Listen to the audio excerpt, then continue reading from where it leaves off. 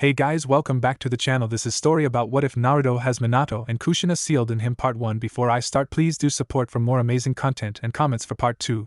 Do consider to subscribe my channel and share my video to your friends and check out the description as well. Let's start the video.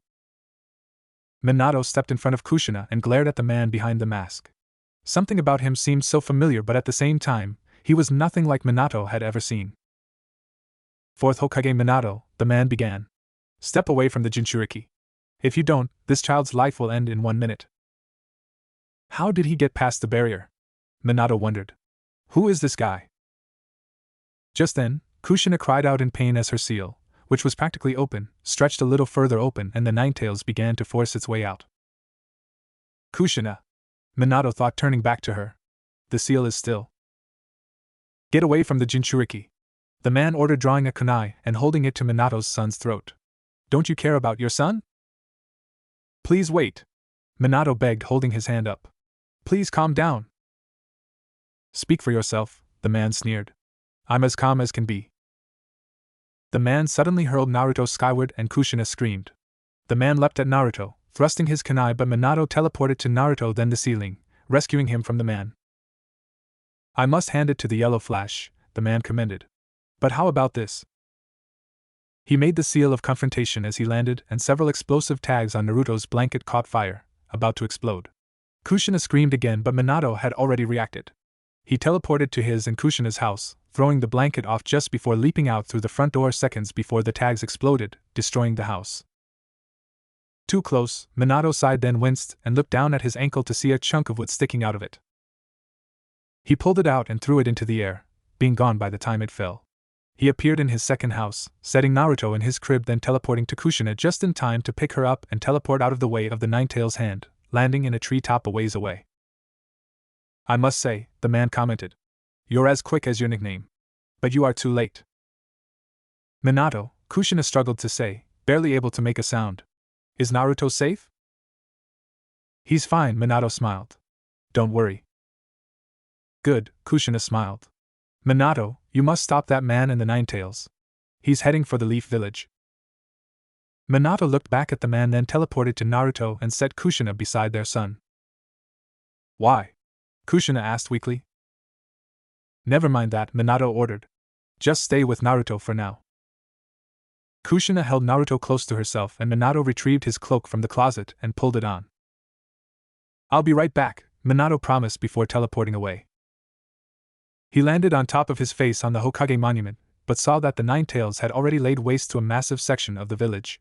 Minato silently vowed to protect everything he could just as the Ninetales turned toward him. So you notice me, huh? Minato said aloud as the Ninetales began to form a tailed beast ball. You won't get your own way. He made several hand seals and held out his signature kunai as the tailed beast ball shot toward him. Then, it hit the barrier he had formed and was transported a couple miles away, where it exploded safely. Just then, a hand began to rise behind Minato. He spun, swinging his kunai, but instead of killing the man that had control over the Ninetales, his kunai and hand passed harmlessly through the man's head. Then, the man caught his arm after it had exited his body. You face me now, the man stated. It's over. Suddenly, Minato's body began to swirl. He felt himself being dragged somewhere but knew he didn't want to go. At the last second, he teleported away, narrowly escaping. He reappeared at his destroyed house and began to push himself up, still disoriented from the man's jutsu. My attack passed right through him, but then he materialized to pull me in, Minato thought. What is that jutsu? Just then, the man appeared in front of him and said, I won't let you get away. Is that the teleportation jutsu? Minato thought. Is that how he took Kushina and got away so quickly? A ninja who evaded the third Hokage's handpicked ANBU, slipped past the top secret barrier, and knew about the Ninetales seal being weak during childbirth. Plus he was able to release the Ninetales, tame it, and slip in and out of Konoha's barrier without being detected. There is only one person who could do that. Are you Madara Uchiha? Minato questioned as the man lowered the hood on his black robes. No, that's impossible. He's dead. I wonder about that, the man commented vaguely. At this point, it doesn't matter who you are, Minato decided. Why are you targeting the hidden leaf? I could say that I did it on a whim, or that I planned it, the man stated cryptically. Or that it's war, or that it's for peace. He raised his left arm and 2 chains fell out of the sleeve. Minato readied himself, and the man attached the chains to his wrists with the shackles on one end. Now that I've freed the Ninetales, your people have no hope left, the man stated as both charged. Minato moved in to stab the man, but this time, his entire body passed through the man before the chain, which Minato could now see was only one attached to both so that it was behind the man, wrapped around Minato's chest, and bound stopped him. He teleported to one of his kunai as the man turned toward the man. I can't hurt him, Minato thought. But he has to materialize to hurt me. That is when I must strike. Minato turned and charged at the man, throwing his kunai at the man's head with one hand and forming a Rasengan in the other. The man reached for his throat as the kunai passed through his head, and the moment it was clear, Minato teleported to it, barely dodging the man's hand. He caught his kunai, then slammed the Rasengan into the man's back, slamming him into the ground and placing a seal for his teleportation jutsu where the Rasengan hit. The man jumped out of the crater the blast made and gripped his shoulder, breathing heavily as his arm began to melt into a goo and fall out of his sleeve. Impressive, the man stated. I can see now why. Minato teleported to the man and placed a contract seal on his chest. A contract seal? The man raged, more surprised than angry, but only just. He intends to separate the Ninetales from me? With this, the Ninetales no longer belongs to you, Minato stated as the man's control over the Ninetales broke. The man jumped away, landing on a piece of rock, and looked down at Minato. I must hand it to you, the man stated. You managed to injure me and free the Ninetales. However, the Ninetales will be mine eventually. With that, the man teleported away, his body swirling around the single eye hole and disappearing as it did. Just before he was gone, he spoke one last time. I am going to rule the world, and there are many ways to go about doing that, the man commented, then was gone. Minato teleported back to his monument, and saw the Ninetales preparing another tailed beast ball, this one aimed at the shinobi trying to fight it. Minato thought fast and began making hand seals. Summoning jutsu, he shouted before teleporting to the seal on top of the giant toad that appeared above the Ninetales. The toad fell fast and crashed down on top of the Ninetales, pinning it to the ground but failing to stop it from preparing the attack. Hold it down for me, Minato commanded. That won't be easy, even for me, the toad replied, but did as instructed. Minato then teleported himself, the Ninetales, and the tailed beast ball to his second house, grabbing Kushina and Naruto before teleporting outside as the Ninetales fired its attack away from the village. I need to put up a barrier immediately, Minato stated but winced. My chakra is. I can still do it, Minato, Kushina stated. Then she bit her lip against the pain of using her chakra as chakra chains shot out of her back and into the ground. Then, they shot out of the ground around the Ninetales and bound it in place. Kushina bent forward, coughing up blood, and Naruto began to cry loudly. Did I wake you up? Kushina asked, smiling. I'm sorry, Naruto. Kushina, Minato began but couldn't form any words. I'm going to draw the Ninetales with me to my death, Kushina stated. I can still save all of you and we can delay the revival of the Ninetales. Kushina, Minato tried again, this time managing to find the words. It's because of you that I'm the fourth Hokage. You made me a man. And you made me the father of our baby, and yet. Minato, don't give me that look, Kushina smiled. I'm happy to have had the chance to be with you. And today is our son's birthday. If I were to imagine myself alive, and our future together, the three of us, as a family, I can't imagine us having anything but a happy life. If I had just one regret, it's that I won't see Naruto grow up. I wish I could have seen that.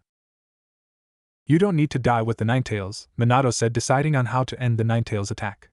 Save what chakra you have left for the next time you see Naruto. I'll seal all of your remaining chakra inside of Naruto. It will be part of an 8-sign seal. Then I'll take the Ninetales with me, with the only sealing jutsu I can do since I'm not a Jinchuriki. The Reaper Death Seal.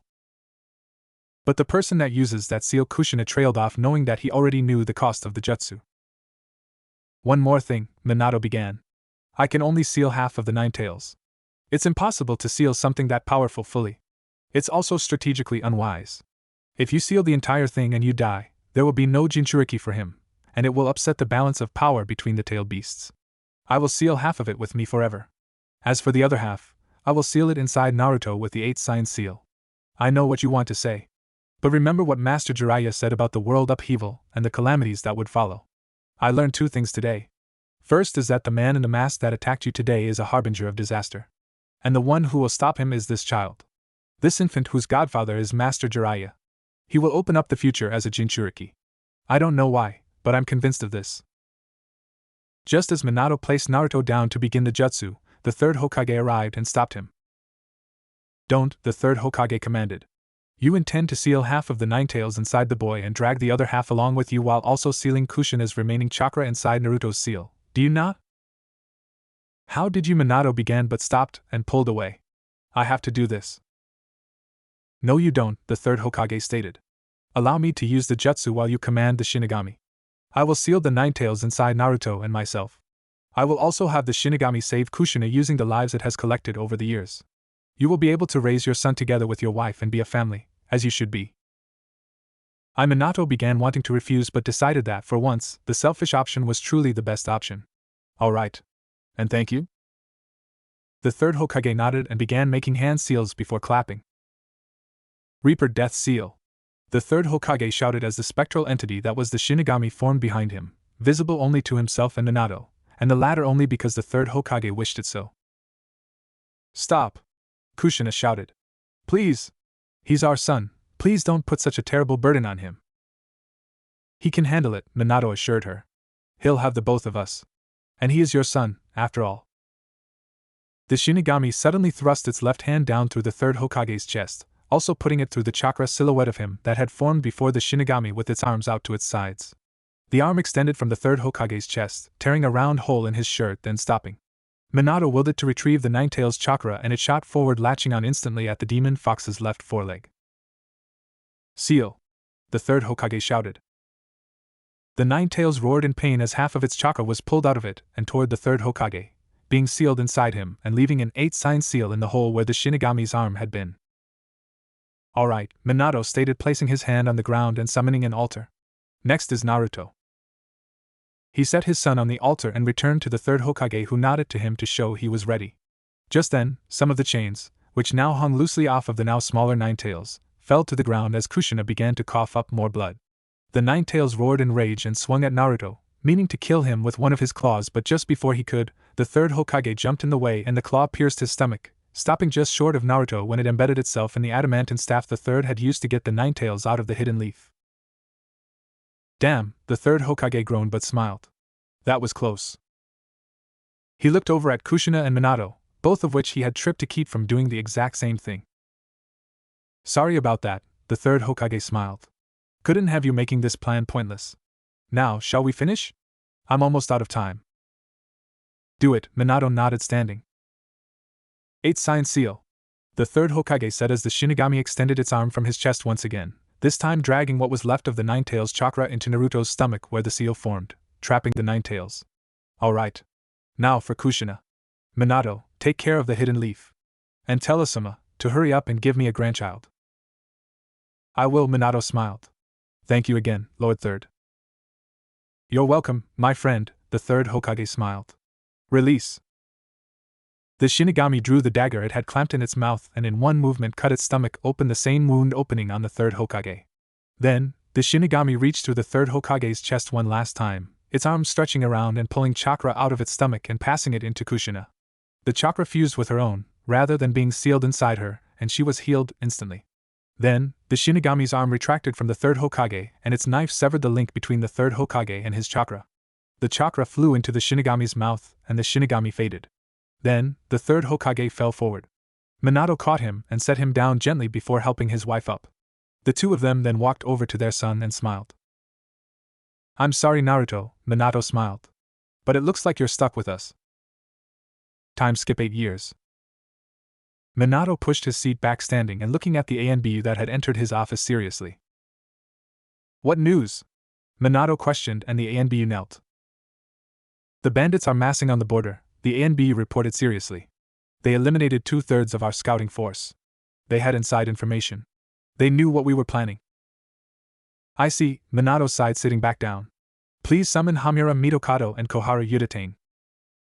Yes, sir, the ANBU said, leaving with the body flicker technique. A moment later, both of the village elders walked in along with Sasuke and Shursui Uchiha and Danzo Shimura. Hello, Itachi Shursui, Minato said pleasantly, then glared at Danzo, who he had never liked. I did not send for you, Danzo. As a village elder, I am entitled to be present at any meeting I wish, Danzo stated, as if daring Minato to challenge him, A very unwise challenge, given who he was talking to. Hamura Koharu, I brought you here to discuss the bandits, Minato stated. However, as I remember specifically ordering Danzo to shut down Root, and it has yet to end, I do not believe he can be trusted with such sensitive matters. As such, I might as well hear what you two have to say. He looked at Shursui, who looked at Itachi. I suppose since everyone here is aware of my role as ANBU, Itachi sighed. The Uchiha are planning to take power. I tried to speak out against it, but they would not listen. My father suggested it. This is a very serious accusation, Danzo stated. Why would the two of you, both Uchihas, possibly want to rat on your own clan? I think that this is all an elaborate scheme to take power from the Fugaku Uchiha. It is not, Shursui stated calmly. We have proof. A letter from Fugaku to several co-conspirators. Let me see, Minato commanded, holding his hand out. Shursui handed it to him and Minato read it carefully, then stared at the signature at the bottom. It's genuine, Minato stated. This is very troubling. If it is genuine, we must act immediately, Danzo advised. We should put the Uchiha threat down immediately. What? Koharu gasped. Just wipe them out. Why would we do that? Danzo's right, Hamura stated. We must make an example of them. Treachery will not be tolerated. No, Minato interrupted. We are not going to exterminate an entire clan because a few want power. We don't have to, Itachi stated. We can arrest my father. If we do, we will essentially cut the head off of the snake. But we don't know for sure, Danzo argued. We should just wipe them out so that we can be sure. Watch what you say, Shursui warned as both he and Itachi activated their Sharingan. Especially when you speak of wiping out our clan in front of us. Enough, Minato shouted. We are not massacring the Uchiha. Why are you so against bringing Fugaku in, Danzo? What are you so afraid of? What are you hiding? Nothing, Lord Fourth, Danzo assured him. Good, Minato growled, standing. Because if I find out you had any hand in this uprising for your own reasons, you're a dead man.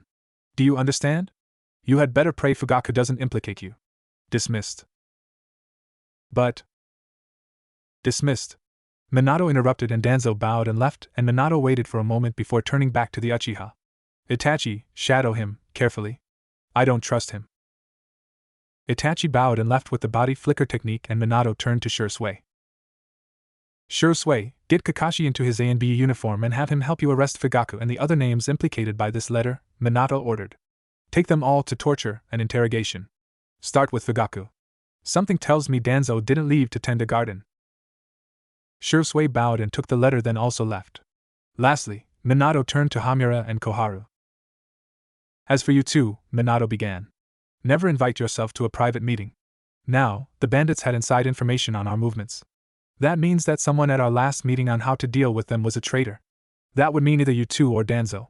I suspect him more than either of you. As such, I want you to send Shikaku, Gai, Kurenai, and Asuma to deal with the bandits. Tell them to take up to 5 others, but to move quickly and silently. The 2 elders nodded and left, and Minato sat down looking at the scrolls on his desk. He used his clones to do his paperwork usually, but he doubted even they could focus long enough to do the paperwork now. He decided to have a few clones try and created 3, then teleported back to his house to see his wife and Naruto. Kakashi knocked on the front door and Mikoto answered. Oh, hello, Mikoto greeted pleasantly. Can I help you? We need to see Fugaku, Kakashi stated kindly. Is he in? Sure, just a minute, Mikoto smiled. Fugaku, you have company. They waited patiently and Kakashi nodded to tell Shursui to be the one to speak. Hello, Fugaku stated, stepping out. I know why you're here. I'll come quietly, as will all of my partners. Just give me a moment so that Mikoto doesn't panic. Shursui nodded and Fugaku walked back into the house. A minute later, Fugaku walked out and led them through the Uchiha compound and collected the other 5. All of them were taken to the torture and interrogation force, and once there, Fugaku instantly requested to have Inoichi search his mind. The moment they were linked, Fugaku began to tell him everything. Danzo closed his suitcase and ran. Once he was on top of the wall on the outside of the village, he killed the 2 shinobi guarding the entrance. Then, he detonated the explosive tags in his house. With the signal sent, the missing nin he had hired, that posed as bandits and that had been planning on taking over the village after the Uchiha had been eradicated, weakening the military strength of the village, rushed over the wall just as Minato, Itachi, Shursui, Kakashi, and Gai arrived. Danzo glared at them as the missing nin charged, 50 in total, all ranging from B to S rank. I'll get Danzo, Minato stated. You all handle the missing nin. The others should be arriving shortly to back us up, Guy stated. I rushed back so they should be about 5 minutes out. Let's be done when they get here. Agreed, Itachi nodded as he, Shursui, and Kakashi activated their Sharingan. The four of them charged into the ninja, laying waste to their numbers and leaving corpses in their wake. While they did, Danzo dropped off of the wall and darted into the trees, sending out shadow clones, then turning the real him invisible and cutting left, running away at a 45-degree angle. Minato sent a clone after all of the other Danzos, all of which were designed to leave a seal in the air for 5 seconds after they were destroyed or released so that Minato could catch up. However, when all of his clones reported that they were simply clones that they had chased, he understood that Danzo was gone and turned back to help the others. 2 missing nin were still alive, one with gray hair combed back and holding a 3-bladed red scythe and wearing only pants and sandals, and the other with long yellow hair and a ponytail with bangs over his left hair and a dark gray trench coat. He held a pair of kunai and kept glancing at the other ninja while backing away slowly. I didn't sign up for this, the blonde stated, clearly meaning to get away. Get a grip, the other snarled. It's not like we've never fought multiple shinobi before. Easy for you to say, Yoroy was cut off by one of Minato's kunai sticking into the back of his head deep enough to kill him. Then, Minato appeared next to the kunai and slashed the other shinobi's throat. Both fell to the ground, but the blonde turned into a mass of white clay and then melted. Minato sighed and retrieved his kunai and ordered the corpses buried. After about 3 hours, it was done and Minato returned to Fugaku and Inoichi for negotiations and sentencing. Since you came in willingly, named your co-conspirators, and willingly told us about Danzo's part, I will let you off easy, Minato stated. You will spend exactly 5 years in Hozuki Castle with the others. After that time, you will be welcomed back so long as you never attempt a coup d'etat again. Thank you, Lord Fourth, Fugaku said, bowing. I am recommending Itachi for clan head. I think he would be perfect for the position. Minato smiled and nodded. Fugaku was right. Itachi was a natural leader. He would make a good clan head. Minato sighed and returned to his home. He had had enough for the day. Time skipped 2 years. Minato watched Naruto walk into the academy and smiled. He's starting this year too, huh? Itachi asked from behind him as Sasuke walked past. Yes, Minato smiled. How's the clan? We're good, Itachi sighed. I just hate doing the paperwork. Mine's worse, Minato smirked. I'm sure, Itachi smiled. How do you do it? Clones, Minato smiled. Always works. That's actually an excellent idea, Itachi commented. Don't know why I never thought of that. So, what have you taught Naruto? Minato grinned. Alright class, Iruka called out, keeping a wary eye on the blonde boy in the center of the room. We're going to start with shuriken training and sparring. If you would all follow me. He led them out to the yard where several dummies, targets, and 3 sparring rings were set up.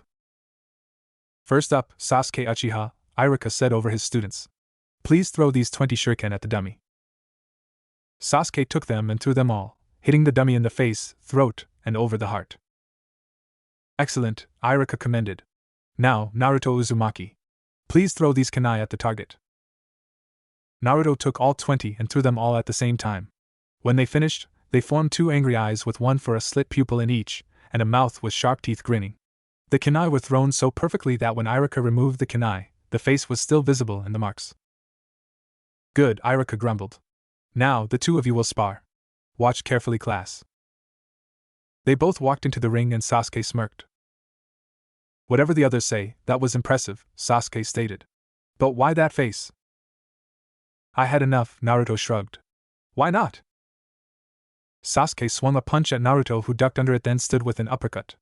Sasuke barely managed to get out of the way and swung at Naruto, but Naruto caught it and spun, throwing Sasuke out of the ring. Sasuke grabbed Naruto and pulled him with him, and they landed at the exact same time outside the ring. Ta, Iruka stated.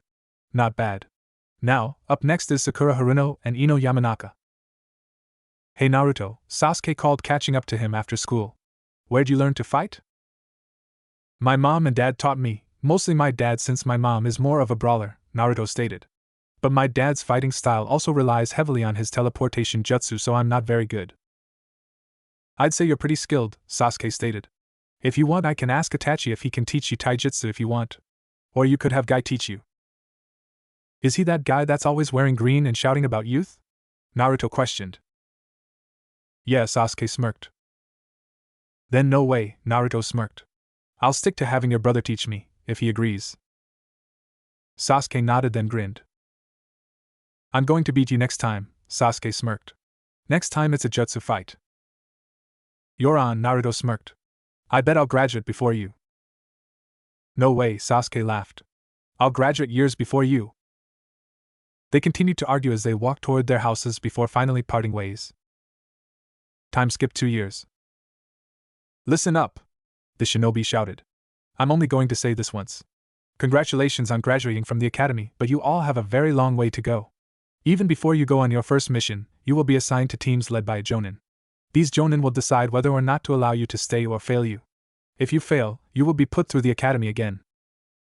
You don't have to scare them, Genma, Irika said from behind him. Look, the only jonin who might actually fail you is Kakashi Hatake. He's never passed the team, so don't feel bad. The other jonin will just train you harder if they see fit. If you fail with Kakashi, Minato will probably just give you a different jonin. Anyway, Genma has the team list. Genma listed off the first 6 teams without it being anyone Naruto knew the name of. Team 7 will be Naruto Uzumaki, Sakura Haruno, and Sasuke Uchiha, Genma read. Perfect, Sasuke grinned. We'll see if all that training Shursui gave you was good for anything. You know you're going to lose to me, Naruto grinned. What about me? Sakura questioned, looking to Sasuke. You might be useful, Sasuke smirked. If you could fight. Or if you were a medic Nin, Naruto added. Hey, no giving her any bright ideas, Sasuke smirked. Would you trust her to give you an open heart surgery on the battlefield?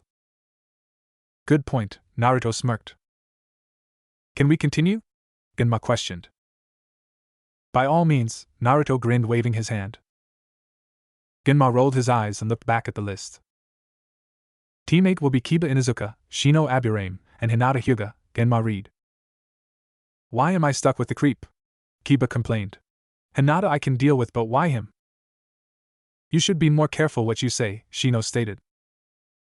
Naruto twisted around to look at Hinata out of the corner of his eye and noticed a slightly disappointed look on her face, but then looked back at Kiba. Shino's right, Naruto grinned. You never know when he'll snap and kill us all. I resent that remark, Shino stated.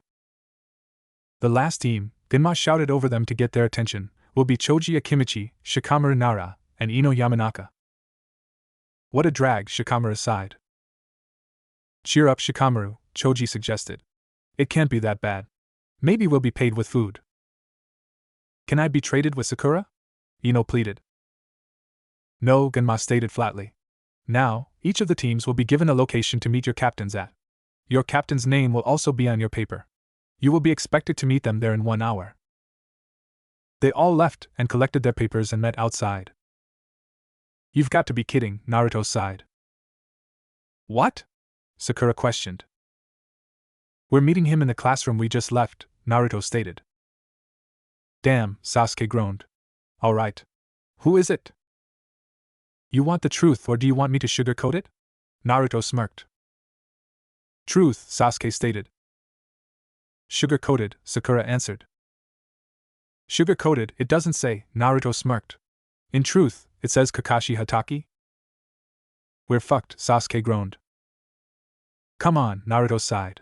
Might as well go meet him. They walked into the room and Naruto instantly filled a bucket with water and set it on the top of the door after cracking it open. Sasuke handed him 5 ryo and they sat waiting for their captain. So, Sakura yawned after an hour of silence. How much you want to bet he failed us already because Naruto got the wrong room number? No, Sasuke sighed looking at the paper. The number's right. He's just late. Not that late, I hope, a voice said as a shinobi with a standard Konoha Jonin uniform on but with his forehead protector covering his left eye climbed in through the window. You were supposed to use the door, Naruto complained. Kakashi smiled behind the mask covering his lower face and pushed the window open some more to drop to the floor, and a second bucket of water fell onto him, drenching him. I can't believe that worked, Sasuke smiled handing over more ryo. When did you? Kakashi began but stopped pulling the bucket off of his head and looking at his newest students. Alright. Since it's only about 8, I'm going to test you today and get to know you after. The others will likely be doing it the other way around. Now follow me. With that, he turned and disappeared out the window. The others followed, but he was already gone. God, he's fast, Sasuke sighed. Luckily, I have a clone following him, Naruto smirked. You know how to make shadow clones? Sakura questioned. Yes. He's this way. He led them to a clearing on the edge of a river where there were 3 wooden posts opposite a memorial stone. Kakashi was sitting on top of the middle post and waiting patiently for them. Welcome, Kakashi greeted, stopping a counter. You're earlier than I expected. Anyway, the test is simple. I'll set this timer, then you 3 will have to get these 2 bells from me. He held up 2 small golden bells and they all nodded. Now, when the timer goes off, Kakashi continued, we'll break for lunch. What happens to the person with no bell? Naruto questioned. Very perceptive, Kakashi smirked. The person who does the poorest job before lunch will be tied to this post while the other 2 eat. He will not be fed. Anyone that feeds him will cause the entire team to fail instantly. By the end of the test, the ninja with no bell will fail, and the other 2 will pass. They all nodded again, and Kakashi held his hand over the timer. Begin in 3, 2, 1. He hit the button and instantly disappeared. Naruto sighed and created 3 clones, 2 of which turned into replicas of Sasuke and Sakura. Then, all 6 of them ran into the trees and split into mixed teams of 2. After about 5 minutes, Sasuke and his clone of Naruto found Kakashi. Kakashi instantly attacked them with a clone of his own, and Naruto's clone was destroyed instantly. Naruto, who was with the real Sakura, instantly headed in that direction with her and met his other 2 clones there. When they arrived, the first thing they saw was Sasuke standing in the middle of a clearing looking at them. Then, he fell forward with a kunai sticking out of his back, and they saw a shinobi with a blank forehead protector standing there grinning. Fetch, Naruto smirked. The 2 clones charged forward and leapt at the ninja, but it destroyed them both, and Naruto sighed. Genjutsu, Naruto stated, making the seal of confrontation. Release. The image they were both seeing blurred, then faded, and was replaced by Sasuke's head sticking out of the ground and glaring at them. Are you going to get me out of there or just stand there? Sasuke questioned. Genjutsu, Naruto explained before pulling Sasuke out by the hair. Sakura, check the river. Sakura nodded and ran to the river. Once she was gone, Naruto and Sasuke followed at a small distance. When they reached the river, Kakashi and Sakura were fighting. She was doing well, but he was obviously toying with her. Watch this, Naruto smirked before flooding the area with clones. The clones instantly restrained Kakashi, but the moment they did, Kakashi's right hand lit up with lightning and destroyed the clones around him. Then, the lightning disappeared and he leapt out onto the water. So many, Kakashi gasped after he could see the entire clearing. Alright. I'll have to, I don't believe it. Naruto had released all of his clones and was leaning on a post holding 2 bells. He tossed one into the air and Sakura and Sasuke both dove for it, but Sasuke got to it first. I'm impressed, Kakashi called, walking over just as the bell went off and Naruto shut it off. Alright. Sasuke. You're the one going to the post. Sakura, please throw me those bells. They each handed them to Sakura, who threw them to him. Then Kakashi walked over and tied Sasuke to the post, and they got out their lunch. Alright, Kakashi sighed. Now remember what I said. Anyone feeds him, and you all go back to the academy. They nodded and Kakashi left. Once he was gone, Sakura opened her food and began to eat, but kept glancing at Sasuke. Here, Naruto sighed, holding out some of his food with the chopsticks for Sasuke.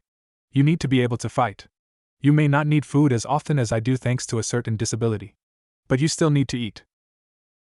Just before Sasuke could take a bite, a cloud of smoke exploded up in front of them and Kakashi stepped out of it, hands on his hips, bent forward to glare at them. You! Kakashi shouted. You didn't listen! I told you not to feed him. Now you face the consequences. Now you all pass. Gesundheit, Naruto said calmly. You're joking, right? Sasuke questioned. Naruto fed me, and so we passed? It was to test your teamwork, Kakashi stated. You did that both by beating my test and getting the bells, and yes, by Naruto feeding you. One of the most important parts of teamwork is making sure that your team can continue fighting, not just continuing yourself. Naruto sighed and cut Sasuke free and stood, looking back at Kakashi. So, when's our first mission? Naruto questioned. Whenever the 4th Hokage gives it to us, Kakashi stated. In the meantime, we're going to go get something to eat. Naruto sat on the steps beside Sasuke and Sakura while Kakashi leaned against the railing across from them. Alright, Kakashi began. Since you're going to be my first team in years, why don't we start with getting to know each other? Say your name, your dream, and some of your hobbies, things you hate, etc. Why don't you go first, Sakura? Alright, Sakura nodded. I'm Sakura Haruno. What I mean the person I like is She looked over at Sasuke and blushed, resting her chin on her hands. My hobby is my dream for the future is this time. She squeezed her eyes shut and screamed into her hands out of excitement. And what do you hate? Kakashi questioned, not expecting an answer. Naruto, Sakura shouted. And anyone that tried to hurt Sasuke. As if you could do anything about it, Naruto smirked. Go ahead, Naruto, Kakashi sighed. I'm Naruto Uzumaki, Naruto smirked. I like ramen, my mother's cooking, and training. I hate making my mother mad, and people that think they can pick on people just for the hell of it. My hobbies are spending time with friends and family and training. My dream is to become Hokage. Alright, Kakashi nodded. Your turn. My name is Sasuke Uchiha, Sasuke stated calmly. My hobbies are training, pushing my limits, and spending time with my older brother and mother. I like to train, to be strong, and to beat Naruto at anything and everything. I dislike coming in last, seeing my friends in pain, seeing people take advantage of each other, and traitors. As for my dream is to one day surpass my brother as a ninja and prove my worth. Now you Kakashi, Naruto grinned. I'm Kakashi Hatake, Kakashi stated. Things I like and things I hate, I don't feel like telling you that. My dreams for the future, never really thought about it. As for my hobbies, I have lots of hobbies. Well, that was totally useless, Sakura stated. All you told us was your name. Did I? Kakashi wondered aloud. Strange. Usually I don't give away that much free information. Kakashi, Minato suddenly interrupted, appearing beside Naruto. I have a mission for the four of you. It's only a C-rank mission, but I suspect it may be a bit more dangerous than the normal variety. What is it? Naruto questioned. You'll have to come get the scroll to find out, Minato smiled. Plus, you have to meet the client anyway. And with that, he was gone again. Dangerous, huh? Kakashi wondered aloud. He must have a lot of faith in this team. Come on, shouldn't keep him waiting. Actually, Sasuke, Sakura, you two go on ahead. I need to speak with Naruto for a moment. They both nodded and left, and Naruto turned to him. I was wondering, does anyone know who your father is? Kakashi questioned. It's alright to say it, but I don't generally tell anyone unless they ask, Naruto replied. It's not exactly a secret, just that no one bothers to ask. Sasuke knows though. I see, Kakashi nodded. Has he taught you his teleportation jutsu yet? He says I can't learn it until I'm ready, Naruto grumbled. But I suppose if this mission is dangerous, it might be his way of telling me I'm ready. Kakashi nodded and they caught up with the others and went to get their mission. Ah, there you are, Minato smiled. The mission is an escort service. Depending on who want him out of the way, it could be anywhere from D to A rank in difficulty, so be careful. Pay may increase depending on how the mission plays out. Who are we escorting? Kakashi questioned. Me, stated a gray-haired, bespectacled man with a large beard and dark eyes, wearing a sleeveless V-neck shirt with an obi, pants, and sandals as he stepped into the room. He also carried a towel around his neck and wore a pointed hat on his head and reeked of alcohol. There was a bottle in his hand and Naruto doubted it was soda. A bunch of brats? The man spat after taking a moment to look at his bodyguards. I thought I hired protection, not signed on as a babysitter. You saying you'd rather go alone than with 3 genin capable of fighting jonin and a jonin capable of fighting sannin? Naruto questioned, exaggerating quite a lot. Genin, huh? The man questioned before belching. Your funerals. At least I get one real ninja. Name's Tazuna. Naruto smirked. Shall we? Alright, Kakashi smiled. Time to leave. They left the village and began walking away, and after a couple of minutes of Sakura trying to get Sasuke to talk to her, Naruto felt his foot sink into water. He looked down and saw 2 puddles, one of which his foot was in, but it was as warm as a hot spring, and he knew it hadn't rained in days. He pulled his foot out of the water and shook it. Going to have to watch my step, Naruto commented. Last thing I need is to catch a cold. True, Kakashi smiled. They continued walking, and after less than a minute, 2 shinobi, one wearing a black cloak over a gray shirt and pants and the other without the cloak, exploded out of the puddle, landing on opposite sides of Kakashi and swung their mechanical, clawed hands, one each. The spike chain attached to their arms, connecting them, wrapped around Kakashi, restraining and constricting him. Then, they both pulled on the chains hard and Kakashi was ripped to shreds. Then, the ninja appeared behind Naruto. "Now it's your turn," the two growled. They jumped back and began flailing the chain around, forming loops and bends that they could trap Naruto in. However, before they could do anything, two kunai with a set of prongs on the base of the edges of the blade shot out of the air and tacked the chain down exactly 3 lengths from both hands. The two ninja tried to stand but they were stuck. The two Naruto clones that had thrown the kunai disappeared and Naruto grinned. "Nice try," Naruto smirked. Suddenly, both ejected the chain and one in the cloak shot toward Tazuna while the other charged at Naruto. "Protect Tazuna!" Naruto shouted, jumping over a slash from his opponent's clawed hand. "I've got him!" Naruto landed beside the chain and retrieved his kunai, readying himself for another attack. This time, when the shinobi charged, Naruto swept his hand aside with one arm, careful to avoid the claws, then drove his right kunai into the shinobi's stomach. The shinobi dropped and Naruto pulled the kunai out and leapt back as the shinobi slashed at him again. The gauntlet was on his left arm while the other, which Sasuke was fighting, wore his on the right arm. Naruto ducked under a third slash, then switched his kunai to reverse grip and began spinning and slashing his opponent with them, ending the fight by disabling both arms and legs but not killing the ninja. His opponent dropped to the ground just as Kakashi appeared and knocked the other out with a hit to the back of the neck. Then, Kakashi looked over at Naruto and blinked in surprise. "Impressive work, Naruto," Kakashi commended. "You too, Sasuke. Sakura, next time, perhaps you should spend less time staring at Sasuke, and more time helping him." Kakashi tied the two ninja to a tree then stepped back as they both woke up. "Let us go," the one with the cloak demanded. "I don't think so," Kakashi smiled. "Judging by their skill, I'd guess they're Chunin, right?" Naruto smirked. "That's correct," Kakashi nodded. "Their specialty lies in relentless attack. Not stopping until the job is done." "How did you know about our ambush?" the one Naruto had fought questioned. "Simple," Naruto replied. "It hasn't rained in weeks, it's a clear day, and I stepped in a puddle with no water anywhere nearby. Not to mention the puddle was at body temperature. I figured it out from everything except the temperature, since I didn't step in it," Kakashi stated.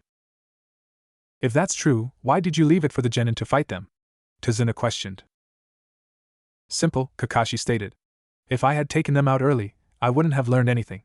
I wanted to know who their target was and what they were after." "What are you getting at?" Tazuna questioned. "I needed to know if they were after us, ninja attacking ninja," Kakashi stated. "Or if they were after you, the master bridge builder. When you put in your request, you asked for standard protection from robbers and highwaymen. You never said there were ninja looking for you, hunting you down. If we had known this, it would be a B-rank mission or higher. Our task was simply to get you to your destination and protect you while you finished building your bridge. If we had known we were going to be fielding attacks from enemy shinobi, we would have staffed for it and charged for a B-rank mission instead of a C-rank one. Apparently you have your reasons, but lying to us is not acceptable. We are now beyond the scope of this mission." "We're genin," Sakura stated. "This is too advanced for our level of training." Kakashi thought. "What do you think, Naruto?" "I can handle a few Chunin," Naruto smirked. "Unless we have the incredible luck to meet some S-rank missing nin, we can handle it." "I agree," Sasuke spoke up. "We're not likely to meet anything we can't handle. I say we go ahead with the mission." "Alright then," Kakashi smiled. "Let's go." They continued walking for several hours, this time being careful to watch for ninja. Just after nightfall, they reached a port and rented a ferry to go to the land of waves. When they got there, they entered a dense fog, so thick that they couldn't see anything. After a while, they reached the bridge, a massive structure that sat unfinished. "Mr. Tazuna," Kakashi spoke up. "Before we reach the pier, I want to ask you something. The men who are after you, I need to know why. If you don't tell us, I'm afraid I'll have to end this mission when we drop you ashore." "I suppose you should know," Tazuna sighed. "Like you said, this is beyond the scope of the original mission. The one who seeks to end my life is a very short man who casts a very long and deadly shadow." "A deadly shadow?" Kakashi questioned. Who is it?" "I'm sure you've heard his name before," Tazuna stated. "He's one of the wealthiest men in the world. The shipping magnate Gado." "Huh?" Kakashi blinked in surprise. "Gado? Of Gado Transport? He's a business leader. Everyone knows him." "That much is true," Tazuna admitted. "But below the surface, with the same ruthless methods he employs in business, he sells drugs and contraband using gangs and ninja. 1 year ago, he came to the Land of Waves and used his vast wealth and power to take control of our transport and shipping. Anyone who tried to stand in his way disappeared. In an island nation, anyone that controls the sea controls everything. Finance, the government, our very lives. But there's one thing he fears. The bridge. When it's complete, it will join us to the mainland and that will break his control. And I am the bridge builder. So that's it, Sakura nodded. Since you're in charge of the bridge, you're in this gangster's way. That means the ninja from the forest were working for Gato, Sasuke stated. I don't understand, Kakashi began. If you knew he was dangerous, knew he would send ninja after you, why did you hide that from us? Because the Land of Waves is a small impoverished nation, Tazuna replied. Even our nobles have little money. The common people who are building this bridge, they can't pay for an A or B rank's mission. It's too expensive. If you end the mission when you drop me ashore, there will be no bridge. They'll assassinate me before I reach home. Then I suppose we'll just have to do what we were hired to do, huh? Naruto smirked from the front of the boat. Tazuna smiled and nodded. After another few minutes, they reached a tunnel and silently entered it, passing through quickly but quietly. On the other side, they could see that there was a wide bay with trees growing out of the water and buildings lining the port. They made their way to the dock and got out, then watched as the ferry sped away using the motor, since silence was no longer an issue. Right, now take me to my home, and I mean get me there in one piece, Tazuna ordered. Right, Kakashi nodded. The next ninja they send won't be Chunin. They'll be Jonin. Elite ninja with deadly skills. After several minutes, Naruto heard someone off to one side and threw a kunai that way, and they all watched silently for a moment before cautiously walking over. The thing he had thrown his kunai at was a rabbit. It was pure white and laying against the tree in shock with the kunai just above his head. Oops, Naruto grimaced, walking over and retrieving his kunai, then walking back to the others. My bad. That's a snow rabbit, Kakashi thought. But the color, they only have white fur during winter. When the days are short, and there's little sunlight. Kakashi slowly turned around and took in their surroundings. This rabbit was raised indoors, away from the light, which could only be for one purpose, Kakashi thought. Replacement technique. He turned around and looked into the tree over the others just as something in it moved. Look out! Kakashi shouted. Naruto instantly shoved both Sasuke and Sakura out of the way, then leapt into the air with Tazuna as a massive sword passed under them, spinning through the spot they had all previously occupied. The blade stuck in a tree and a shinobi landed on the grip, staring down at them.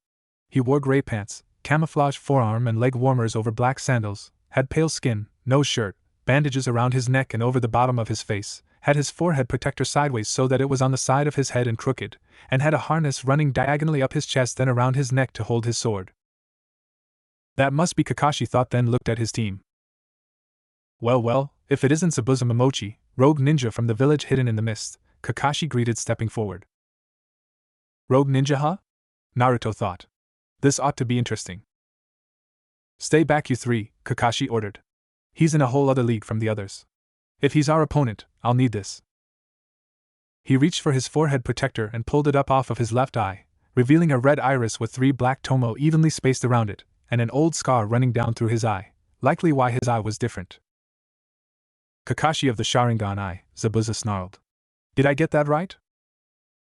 Sasuke looked at Kakashi in surprise and distrust, but Kakashi simply glared at Zabuza. It's too bad, Zabuza smirked. But you'll have to hand over the old man. Manji formation, Kakashi ordered. Protect Tazuna and stay out of this fight. I taught you teamwork and now it's time you use it. I'm ready. Well, looks like I get to see the Sharingan in action, Zabuza sneered. This is an honor. Suddenly a very thick fog began to roll in and Naruto instantly realized it wasn't natural. We have a standing order, Jonin, Zabuza snarled. We were supposed to destroy you on sight. Your profile was in our bingo book. It called you, the man who copied over 1,000 jutsu, Kakashi, the copy ninja.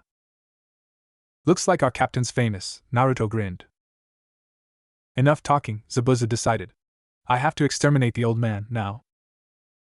Naruto, Sasuke, and Sakura instantly slid into Manji formation around Tazuna, making sure that Zabuza couldn't get to Tazuna before they got to him. So I have to exterminate you first, Kakashi? Zabuza questioned. So be it.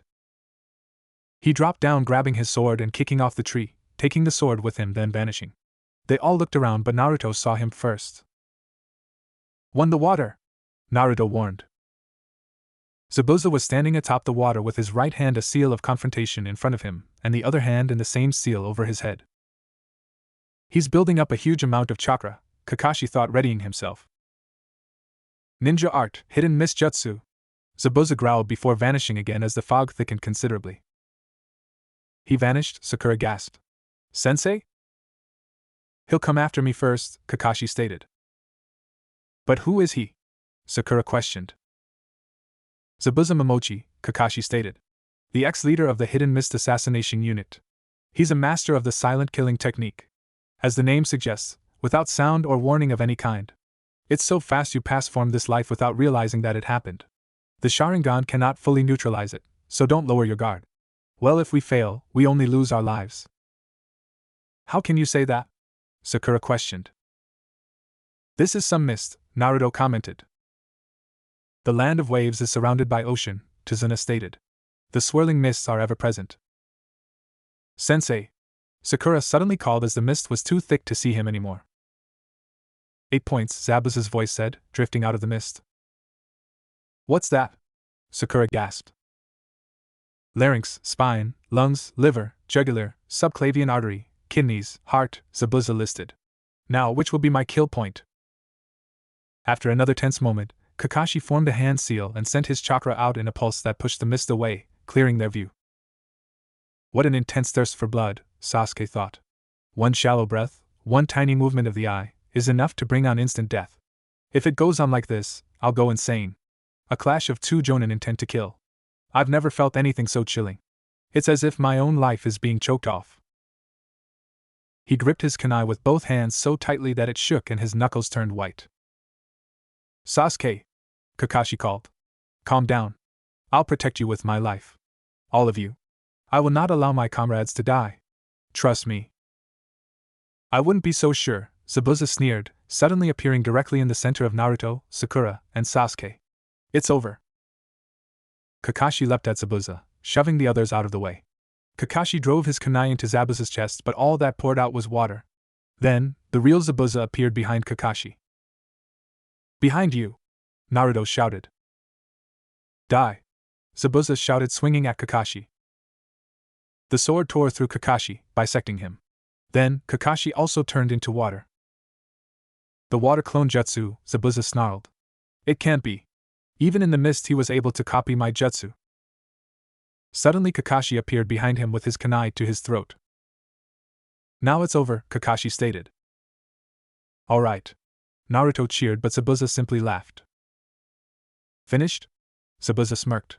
You really don't get it. Your jutsu is nothing but a crass imitation. I'll never be beaten by a mere copycat ninja like you. You are full of surprises, though. You'd already copied my water clone jutsu when you made your little speech. Very skillfully executed. You made your clones say those words to draw my attention, while you hid in the mist, waiting for me to make my move. Nice try. But I'm not that easy to fool, the real Zabuza finished as he appeared behind Kakashi, swinging his massive blade. Kakashi ducked under it, and the sword stuck into the ground. Zabuza instantly spun, switching hands and kicking Kakashi away. Now! Zabuza said, grabbing his sword and running after Kakashi, but slid to a stop just short of a field of Makibishi spikes. Makibishi spikes. Trying to slow me down. Useless. He turned and did a backflip over the spikes just as Kakashi splashed down in the water. Kakashi began to push himself up just as Zabuza appeared behind him. Ha ha, fool, Zabuza laughed. Water prison jutsu. No! Kakashi gasped before being trapped inside a sphere of water. This cage is made of water, but it's harder than steel, Zabuza stated. It's hard to fight when you can't move.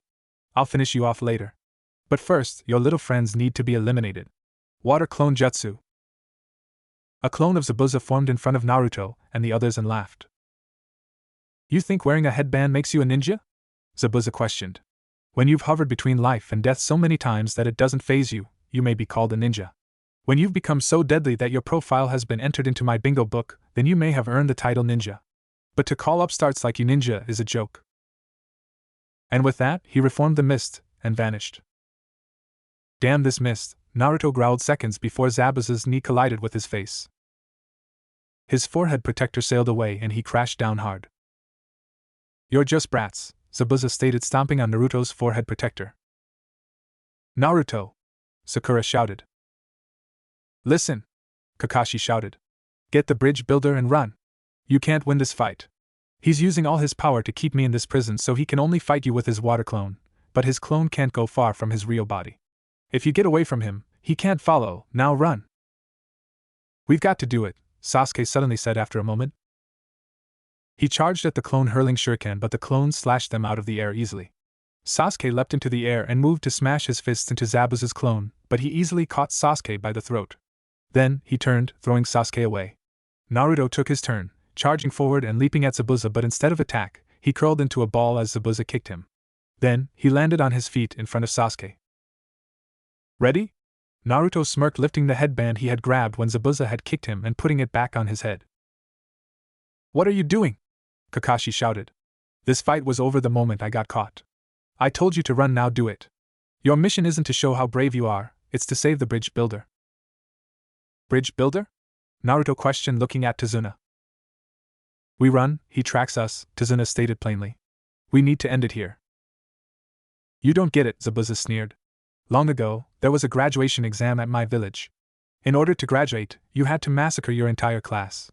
However, one boy, not even old enough to take the exam, slaughtered them all easily. And it felt so good.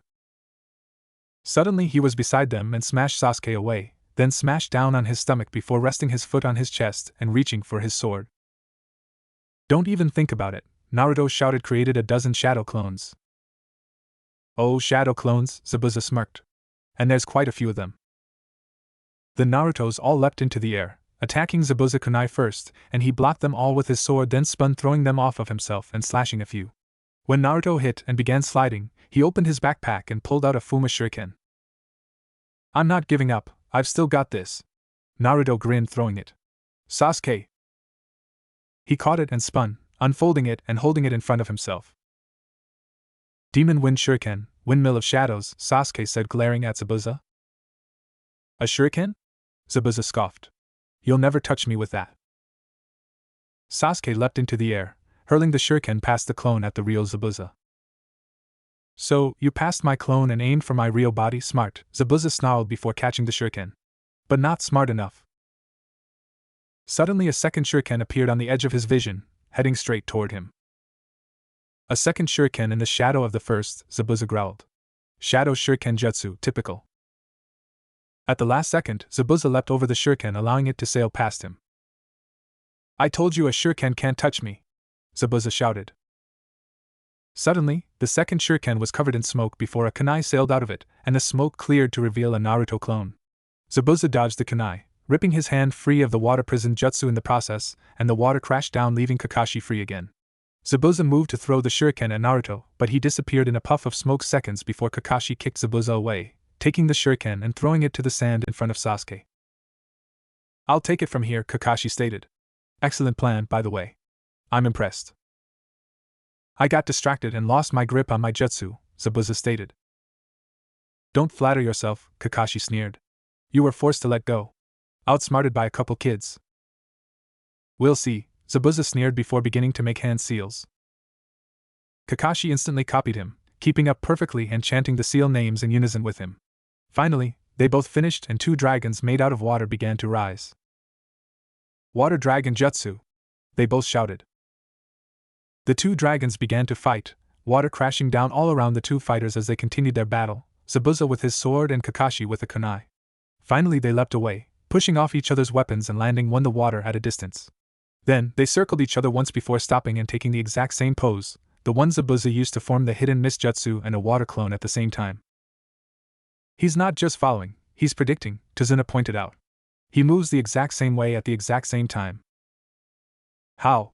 Sakura questioned. My movements, Zabuza thought, lowering his arm to the side as Kakashi did the same. It's as if he knows what I'm going to do next? Kakashi guessed, interrupting an unspoken sentence. What? Zabuza panicked. Is he reading my mind as well? He looks at me with that eye. It makes you furious, doesn't it? Kakashi provoked as they both moved to another hand seal. Ha! Zabuza laughed, forming another hand seal that Kakashi mirrored. All you're doing is copying me. You can't beat me with cheap tricks, they both spoke in unison. I'll crush you. Zabuza's eyes widened and he began making seals and Kakashi mirrored them. When I finish with you, you'll never open that monkey mouth again. Zabuza snarled, then froze, seeing something beside Kakashi, a silhouette. What is that? The silhouette lightened into a spectral version of himself standing behind Kakashi. It's me, Zabuza realized. But how? Is it his illusion jutsu? Water style, giant vortex jutsu, Kakashi said as the tomo in his eye began to spin. What? Zabuza gasped, realizing it was the same jutsu he had been about to use. Water began to rise in front of Kakashi, first forming a ring, then a tunnel, then shooting toward him in a full wall of water. Impossible! Zabuza shouted before the blast hit him and swept him ashore. I was just about to create a vortex, but he created one first. He copies my jutsu before I can even do it. I can't keep up. The vortex sped along the ground, crashing through trees until it finally came to a stop, depositing Zabuza at the base of a tree where Kakashi pinned him with a kunai through each arm and leg. You're finished, Kakashi stated. How? Zabuza questioned. Can you see into the future? Yes, Kakashi said, raising a kunai. This is your last battle, ever. Suddenly, two senbons stuck into the side of Zabuza's neck, making him slump forward, completely still. Kakashi whipped his head around to look where they had come from and saw a Kirigakure ANBU standing in the tree. You were right, the ANBU agreed. It was his last battle. Kakashi dropped down beside him, sensing that something was off. He felt for a pulse, but found none. No vital signs, Kakashi reported, turning again to the ANBU. Thank you, the ANBU bowed. I've been tracking Zabuza for a long time, waiting for a chance to finally take him down. By your mask, I see that you're a tracker ninja from the village hidden in the mist, Kakashi stated. Impressive, the ANBU commended. You're well informed. From his voice and size, he's no older than Naruto, Kakashi thought. He's no ordinary kid, but what is he? Thank you again, the ANBU bowed before disappearing and reappearing beside Zabuza, then leaving with the body. That was an impressive shot, Naruto commented. I don't trust him. We haven't completed our mission yet, Kakashi stated. Let's get the bridge builder to his bridge. Sorry I caused all this trouble, Tazuna apologized. You can all rest at my house when we get to the village. Alright, Kakashi smiled. Let's get going. Just as he took a step, he stiffened, then began to fall. Naruto appeared in front of him, catching him and setting him down gently. Kakashi-sensei. Shinobi versus Shinobi. We were a pretty good team, Naruto commented as he sat on the pier with Sasuke beside him. But next time, maybe we should start being a team a little earlier. You mean like before you get yourself beat up trying to get that stupid headband? Sasuke smirked. For example, Naruto grinned. Come on, let's go see if Kakashi's awake yet. They walked around the house, reaching the door at the same time as Sakura. They all went inside wordlessly and found Kakashi awake. Well, look who's awake, Naruto said, announcing their presence. Listen, sensei, Sakura began. Your Sharingan's amazing and all, but if it puts that much strain on you, maybe it's not worth it. Sorry, Kakashi apologized. Well, he did take down one of the most powerful ninja assassins, so we should be safe for a while, Tazuna stated. Right, but you know that boy with the mask? Sakura questioned. What about him? He's from an elite tracking unit from the village hidden in the mist, Kakashi stated. Those masks are only worn by the most elite shinobi. What exactly do they do? Sakura questioned. The ANBU Black Ops, also known as the Inferno Squad, destroy all traces of a rogue ninja's corpse. A shinobi's body contains many secrets, ninjutsu, chakra, special medicines used on his body. These are the secrets of his village. If his enemies find them, his people will be in grave danger. For instance, if I were to die at the hands of an enemy, he would try to analyze my Sharingan. In the worst case, my entire jutsu could be stolen and used against our village. It is the sacred duty of the shinobi trackers to prevent this. To keep the secrets safe. If a shinobi betrays his village, the ninjas hunt him down, eliminate him, and obliterate any trace of his existence. That's their specialty. Cool, Naruto smirked.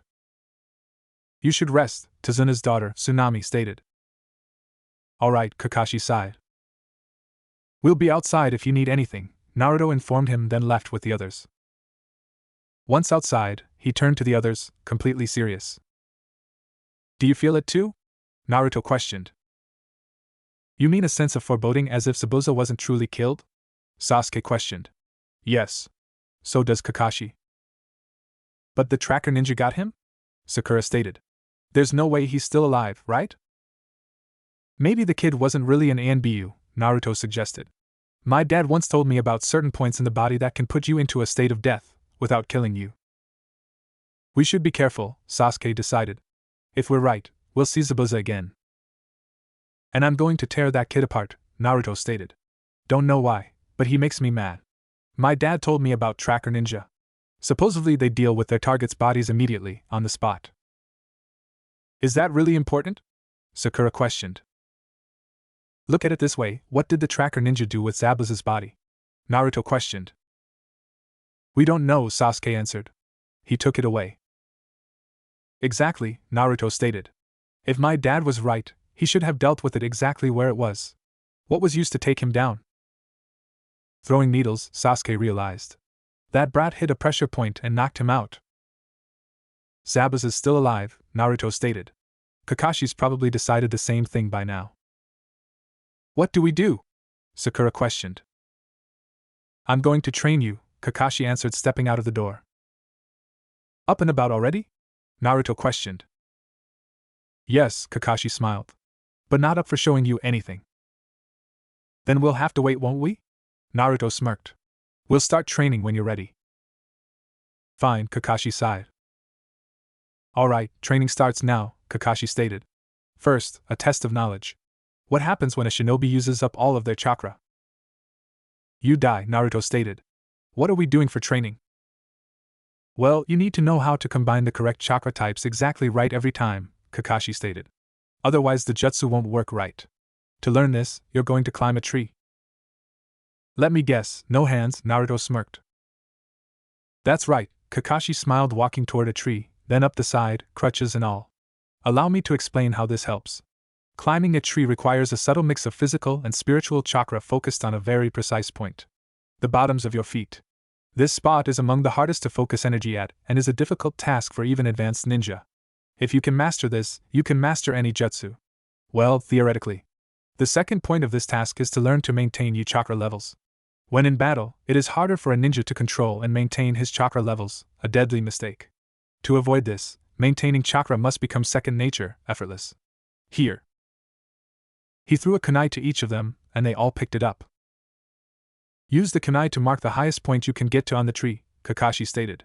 Then try to surpass that mark the next time, and the next, and the next, and so on and so forth. You'll have to run at the tree and use your momentum to carry yourself up it until you get used to it. Ready?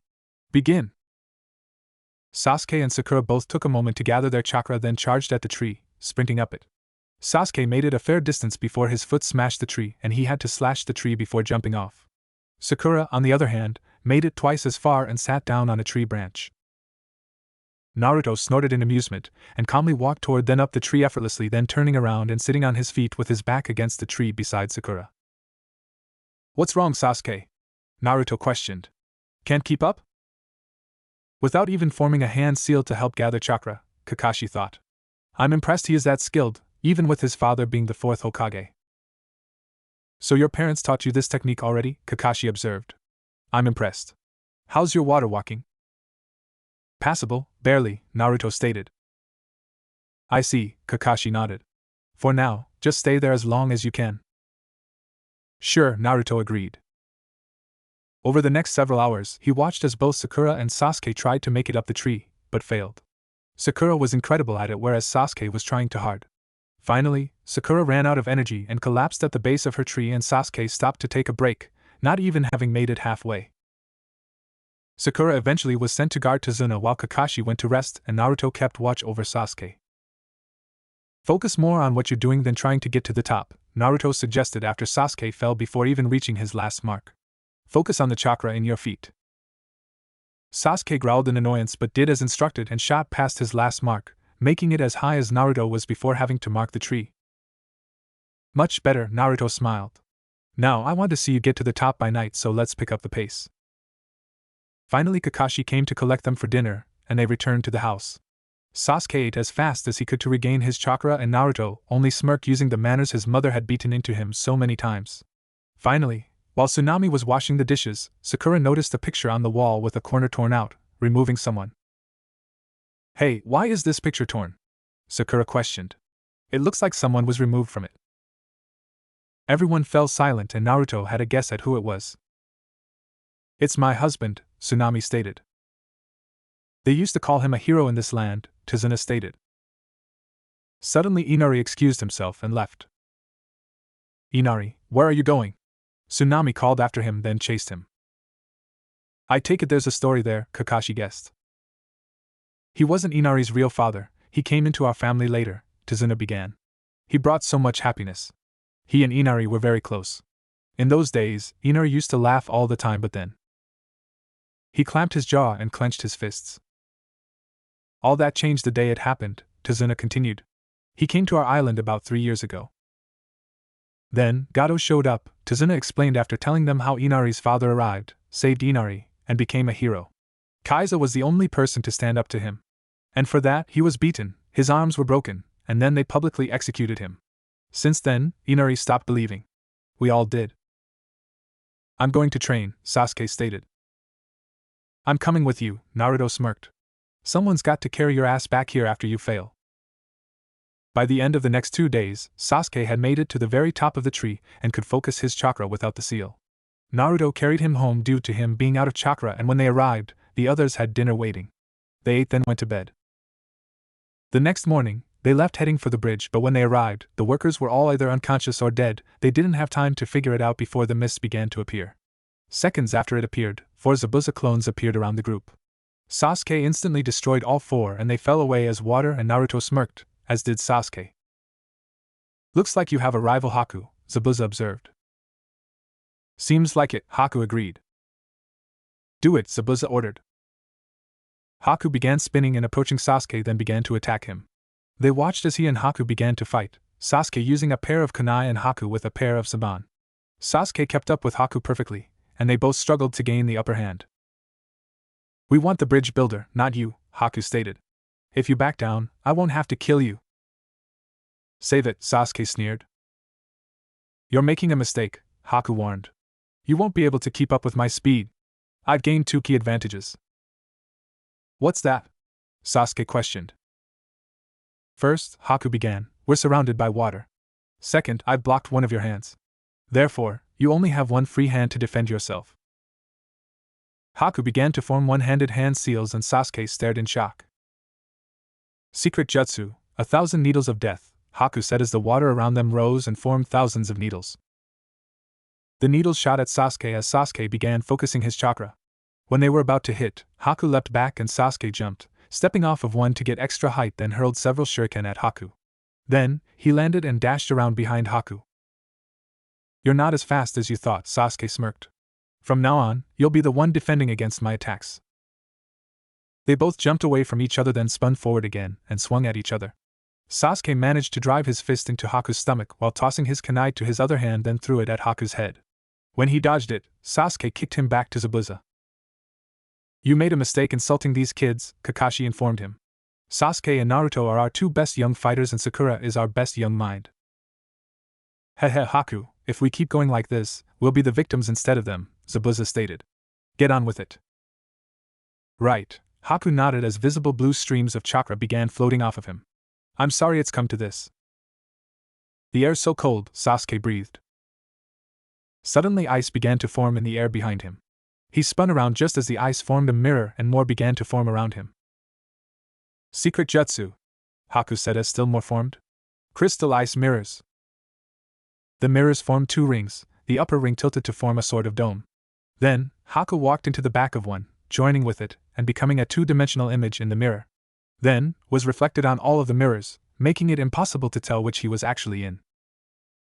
Kakashi rushed forward, but Zabuza appeared in front of him. "If you enter this fight, you fight me," Zabuza stated. "Your boy has no chance against that jutsu. He's finished." "Now we begin," Haku stated. "And you'll see what speed really means." Suddenly, all of the reflections readied 1 saban each. Then, one slashed his right arm, then his left, then they began raining from every direction. Sasuke simply couldn't tell what was coming from where, he could only feel the sting of the Saban scratching him. At one point, his kunai was knocked from his hand and sailed out of the ring of mirrors. Sasuke couldn't do anything. He couldn't dodge, block, or counter.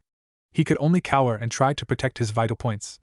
Suddenly, Sakura threw it toward him, but just as it was passing a mirror, Haku caught it. Sasuke finally collapsed, the Saban finally having stopped. Haku flipped the kunai around to reverse grip just as a Naruto threw a shuriken and hit him in the face, knocking him out of the mirror and onto the ground. That's enough, Naruto growled, landing beside Sasuke.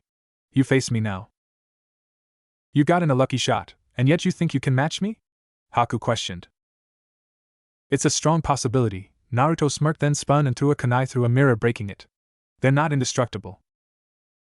Haku instantly charged for the closest mirror, but Naruto appeared beside him and smashed him out of the mirrors as Sasuke stood and destroyed 3. Haku stood and attacked Naruto, but Naruto easily avoided all of his attacks, then drove his fist into Haku's stomach. Haku flew back and into a waiting mirror. Instantly, the ones that Sasuke hadn't destroyed moved around Naruto, and Sasuke joined him just as the others filled in. Can you keep up? Sasuke questioned. Not a chance, Naruto smirked. But it's worth a shot. They both hurled a kunai at each mirror, but they were all deflected with Saban just before Saban began raining down around them. Both tried to dodge what they could and succeeded some of the time, but now Haku wasn't just looking to scratch, and Saban began sticking into them as well as simply scratching. After about 3 minutes, Haku stopped and Naruto pulled on out and grit his teeth in pain. Damn! Naruto swore after a moment. This is definitely not how I planned this fight. I should hope not, Sasuke smirked just as another Saban flew at them. This time, however, Sasuke blocked it with a kunai and then hurled the kunai at the mirror Haku had attacked from. When it was almost there, he saw a blur shoot from one mirror to another, shooting through some mist and displacing it. A Saban hit the kunai and Naruto sent a clone at each mirror. Sasuke kicked some water from a puddle into the air and watched carefully. Haku began shooting from mirror to mirror, passing through the water and destroying Naruto's clones. Sasuke thought for a moment, then smirked and nodded to Naruto. Naruto nodded and tried again, and this time, Sasuke waited to see Haku begin to move and launched a fireball at him. Haku dodged out of the way and began destroying the clones. Sasuke sent a fireball past the last Naruto and Haku narrowly escaped it, the fireball singeing his clothes before smashing Naruto back towards Sasuke. Damn it, Naruto groaned, pushing himself up, running low on chakra. So close. One more time, Sasuke ordered. If you can. Oh please, Naruto grinned. This is just a warm-up. The human eye cannot track my movements, Haku thought. It must have been a coincidence. Suddenly, all of the mirrors shone blindingly bright and Sasuke began making hand seals. Naruto, run! Sasuke ordered. Get out of here and attack from the outside. Naruto nodded and sprinted toward the space between 2 mirrors. Just as he neared it, the mirrors all flashed and he flew backward. He stood and sprinted forward again. This time, Sasuke saw movement beside him as Haku left his mirror flying toward Naruto. He instantly fired his fireball jutsu at him. Haku spun under it and threw a single Saban which hit Sasuke in the shoulder. Then, Haku appeared in front of Naruto and spun, kicking him back to Sasuke. Damn, that fucker can move, Naruto groaned, standing. One more time, Sasuke ordered again. They both ran toward a gap and Haku readied a Saban. Then, he blurred into movement, throwing Saban after Saban. Sasuke took several immediately, dropping him, then Naruto took several in the backs of his shoulders. At the same time as Naruto hit the ground, a scream rang out. That scream, Sasuke thought. That was Sakura. What's happening to her? Where's Kakashi? Sakura, Naruto groaned, pushing himself up. She's in trouble. I'm busting us out. You get to Sakura. I'll finish up here. You've exhausted my patience, Haku stated, drawing a Saban. Naruto charged at one gap, channeling chakra to the bottoms of his feet to give himself a boost, and hurtled forward. Just as Haku appeared in front of him, throwing the Saban, Naruto leapt into the air over the Saban, then landed in a dead sprint toward a different gap. Haku began running along beside him just to taunt him before switching to a mirror behind him and hurling 4 Saban. Naruto spun around just in time for the Saban to embed themselves in his chest, stopping just short of his lungs but missing his heart. You will not escape my house of mirrors, period, Haku stated. Naruto! Sasuke shouted, running over. Are you okay? I'm fine, Naruto growled, pushing himself up onto one knee while Sasuke stood. He's blocking every move we make. Sasuke thought, standing. I've got to find a way to outmaneuver him. My eyes have adjusted to his movements. Looking for a counterattack? Haku questioned, appearing directly ahead of Sasuke. I'll save you the trouble. Haku drew his arm back, then disappeared and reappeared in the mirror beside that one, throwing several Senbon. Sasuke grabbed one from the ground, then blocked all but one, which embedded itself in his thigh. What? Haku gasped as Sasuke fell to his knee. Get up, loser, we've got to team up, Sasuke growled to Naruto. I'm aiming for his vital spots now, but now I can't get a direct hit, Haku thought. I know that. Naruto growled, pushing himself to his feet as Sasuke blocked more Senbon, then shoved Naruto out of the way of about 20, earning another in his thigh. He's fighting to protect his friend, that's why he's so determined, Haku thought. But it's more than luck. He can't see where the needles are coming from, can he? My movements are beyond human speed. And yet, he's tracking them, somehow. Whatever he's doing, I've got to stop him, now. Haku vanished and Sasuke began looking around for him. He vanished. Sasuke gasped. That's impossible. How can he just vanish? Naruto, you'd better get up, I can't keep protecting you like this. Well then don't, Naruto huffed. I never asked for your help. You need it though, Haku stated, appearing over them. You're very skilled. Your attacks are very impressive. Haku threw the Senbon and Sasuke dodged sideways out of the way. But you've both reached your limits, Haku stated, appearing beside Sasuke and throwing more Senbon at him. Sasuke managed to block 3, but one flew past him and hit Naruto in the chest. He instantly dropped, passing out. Motor functions, reflexes, judgment, Haku listed, appearing in one mirror after another, moving in a circle with 3 Senbon in each hand. Your abilities are weakening slowly but surely. Now you're finished. Here he comes, Sasuke thought. Stay focused. Concentrate. See everything. He watched carefully as Haku appeared in mirror after mirror before throwing his Senbon. Sasuke picked up Naruto and leapt into the air as 7 Senbon planted themselves in the ground where they had been. He saw every move, Haku thought. But there's no way he could do that. Sasuke dropped Naruto, partially hoping for the impact to wake him up. Then, he looked up at Haku, revealing his Sharingan, one with 1 Tomo, and the other with 2. That's impossible, Haku thought. Those eyes Sharingan.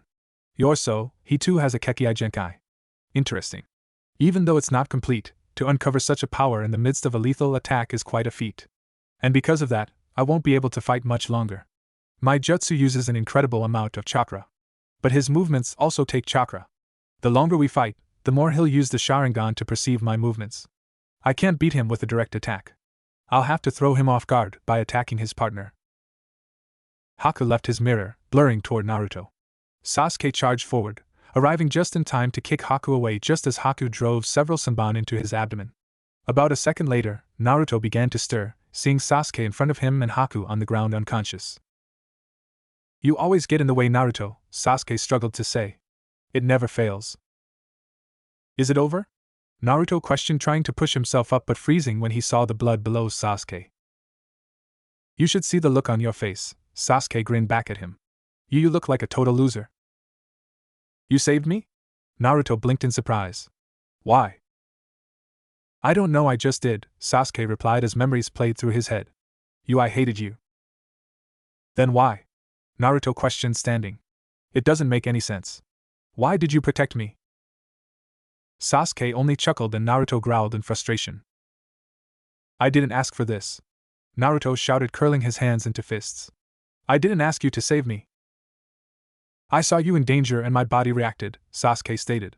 There was no time to think. Loser.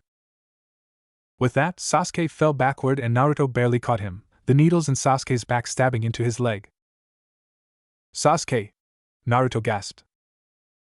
He's still out there, Sasuke stated, voice shaky and weak.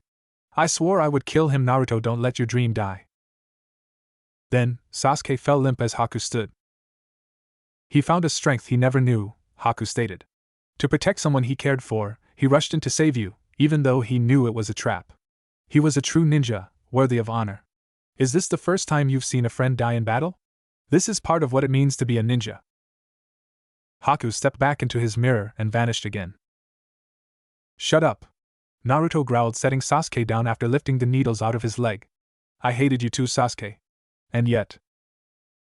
Steam began to rise and swirl around Naruto, rising out of the top of the House of Mirrors. "You'll pay for this," Naruto stated. Then, the steam filled the House of Mirrors for a split second before clearing and revealing a column of blood-red chakra spiraling around Naruto and rising out of the House of Mirrors before fading. Naruto felt power flooding his body as the chakra began to spiral more and more violently, cutting channels into the ground. His canine teeth grew into fangs and his fingernails grew into claws. His eyes turned red with slit pupils and the whisker marks he had been born with grew thicker. "I'm gonna kill you!" Naruto growled. "What is this chakra?" Haku questioned as it grew higher and still more violent, curving into a dome rather than being a column. Then, the chakra came together directly above Naruto, forming the head of a giant demonic fox with glowing red eyes that growled at Haku. The needles all suddenly shot out of Naruto's body and his injuries healed. "He's healing!" Haku gasped. "This boy, what is he?" The chakra faded to a ring floating and spinning around Naruto, the change seeming complete. Then the chakra faded completely and Haku decided to act. "I have to stop this now," Haku stated, hurling several Senbon at Naruto. Naruto swiped and roared, sending out a pulse of chakra that knocked the Senbon out of the air, then smashing several mirrors. Then, Naruto blurred forward, smashing the mirror Haku was in and delivering a devastating hook to Haku's mask at the same time. Haku flew away and bounced along the ground until coming to a stop and pushing himself up as his mask fell away. Naruto darted forward, swinging again but stopping less than a second from hitting Haku again as he recognized Haku from a meeting in the woods. "What happened?" Haku questioned, noting Naruto had changed back. "I thought you were going to kill me." Naruto growled in anger and smashed his fist into Haku's face, sending him flying back again, then standing and drawing a kunai. "I am," Naruto sneered. "Just my way." Before he could react, Haku suddenly created a mirror and stepped into it, disappearing, then stepping out of one between Kakashi and Zabuza just in time to intercept Kakashi's Chidori through the heart. Zabuza laughed, lifting his sword. "I knew I had found a treasure in finding you, Haku," Zabuza laughed. "You've given me not just my life but Kakashi's too." Kakashi threw himself back, taking Haku's body with him just before Zabuza's sword crashed down. "Impressive, Kakashi," Zabuza commended. "You're fast, even with a corpse in your arms. But now you die." "No, you will," Naruto stated, landing beside Kakashi with a kunai in each hand. "You want to play, kid?" Zabuza questioned. "Alright then, come on." Zabuza charged at Naruto, swinging his sword, but Naruto ducked under it, then stood slashing the arm that held the sword, severing the muscles. The sword began to spin away, but Zabuza caught it with his other arm just in time for Naruto to slash that arm as well. Zabuza's sword crashed to the ground and Naruto jumped back, grinning. "Now what will you do?" Naruto sneered. "No arms, no jutsus or sword." Just then, several speedboats arrived and thugs began climbing onto the bridge before a short man with long, messy blonde hair, glasses, and an expensive suit stood behind his thugs. "Gato?" Naruto questioned. "Yeah," Zabuza nodded. "Leave Gato. This is my fight." "By the look of it, you've lost," Gato stated. "The brat's dead too, good. I didn't like that kid. I guess he was weak after all, huh?" Zabuza leveled a death glare at Gato and Naruto grinned, sensing what Zabuza wanted to do. "I've had about enough of you, Gato," Zabuza growled, using his teeth to remove the bandages from his face. Naruto picked up one of Sasuke's kunai from the ground and tossed it at him. Zabuza caught it in his mouth and nodded to Naruto. "I'm going to kill you all once I deal with him," Zabuza stated. "I'll be waiting," Naruto nodded. Zabuza grinned, then dashed toward Gato. "Stop him!" Gato shouted as the thugs placed themselves in Zabuza's way. When Zabuza reached the thugs, he began spinning, slashing and stabbing the thugs with the kunai. After a couple of seconds, one of the thugs that he bypassed drove a sword into his back, but Zabuza continued. After about 3 minutes and 2 more vital wounds, Zabuza broke free of the thugs, dashing forward and driving the kunai into Gato's heart seconds before the thugs that were left drove spears and swords into his back, leaving no internal organs intact. Zabuza growled and stepped forward again, forcing Gato off of the bridge and making him fall to his death as he crashed down in one of the boats. Then, he turned to the rest of the thugs, kunai still clutched in his mouth. The remaining thugs all leapt off the bridge, splashing down safely in the water and fleeing. Zabuza finally dropped the kunai and fell forward. Naruto appeared beside him, catching him and removing the various weapons protruding from his back. "Please, lay me beside Haku," Zabuza requested. "Alright," Naruto nodded. He lay Zabuza beside his student, then walked over to Kakashi as Zabuza said his last goodbyes. I think this mission's over, Naruto stated as Sakura sprinted over to Sasuke, then began shouting desperately and excitedly. What's she shouting about? Tazuna questioned, walking over. He's alive! Sakura shouted. Kakashi and Naruto exchanged a surprised look, then ran to help. Naruto walked into the Hokage's office and saw the relief instantly on Minato's face. His mother had met them at the entrance to the village, so he had already seen just how worried she could be, and now it was his father's turn. Kakashi reported the events of the mission, stating how impressed he was with Naruto's skill. After the report was finished, Minato dismissed everyone except Naruto, and they all left. Your mother is going to flip out when she finds out you fought Zabuza, Minato stated. No doubt, Naruto agreed. He was less of a threat to me than Haku was, though. I'll bet, Minato nodded. You are not like other children, Naruto. You probably know what happened when Haku nearly killed Sasuke. The Nine-Tails chakra broke through the seal to give me the strength to continue the fight, weakening the seal in the process, Naruto guessed. I'll be fine though. You need to learn to fight better yourself so that you don't need to use that chakra until you can control the Nine-Tails, Minato stated. I believe it's time. Naruto's eyes widened and he grinned and nodded. First, however, you have to tell your mother about the mission, Minato stated. Alright, Naruto sighed. Where should we meet to train? The same training ground that you took the bell test in, Minato decided. Bring your kunai? Naruto nodded and left to tell his mother everything that had happened. She reacted as they had both expected, trying to lock Naruto in the house to protect him but relenting when she learned that Minato was going to teach him the teleportation jutsu. Get going then, Kushina sighed. Naruto nodded and left, heading to the training ground where Minato was waiting. He had set up several dummies and targets, and had his own kunai that matched Naruto's with him. There you are, Minato smiled. Alright, the first thing you should know about this jutsu is that it takes more chakra than most people think. It also costs more to take anything else with you. You will be able to use it with less chakra the better you get at it. Naruto nodded as Minato explained how to actually perform the jutsu. Another thing you need to be able to do is create the seal on any surface you touch, Minato stated. This is relatively easy and requires no hand seals. Minato demonstrated by placing a seal on a target simply by placing his hand on it. Naruto spent the first hour trying to learn to do that, but after an hour of failing, Minato decided that he should learn the jutsu first, then practice placing seals after.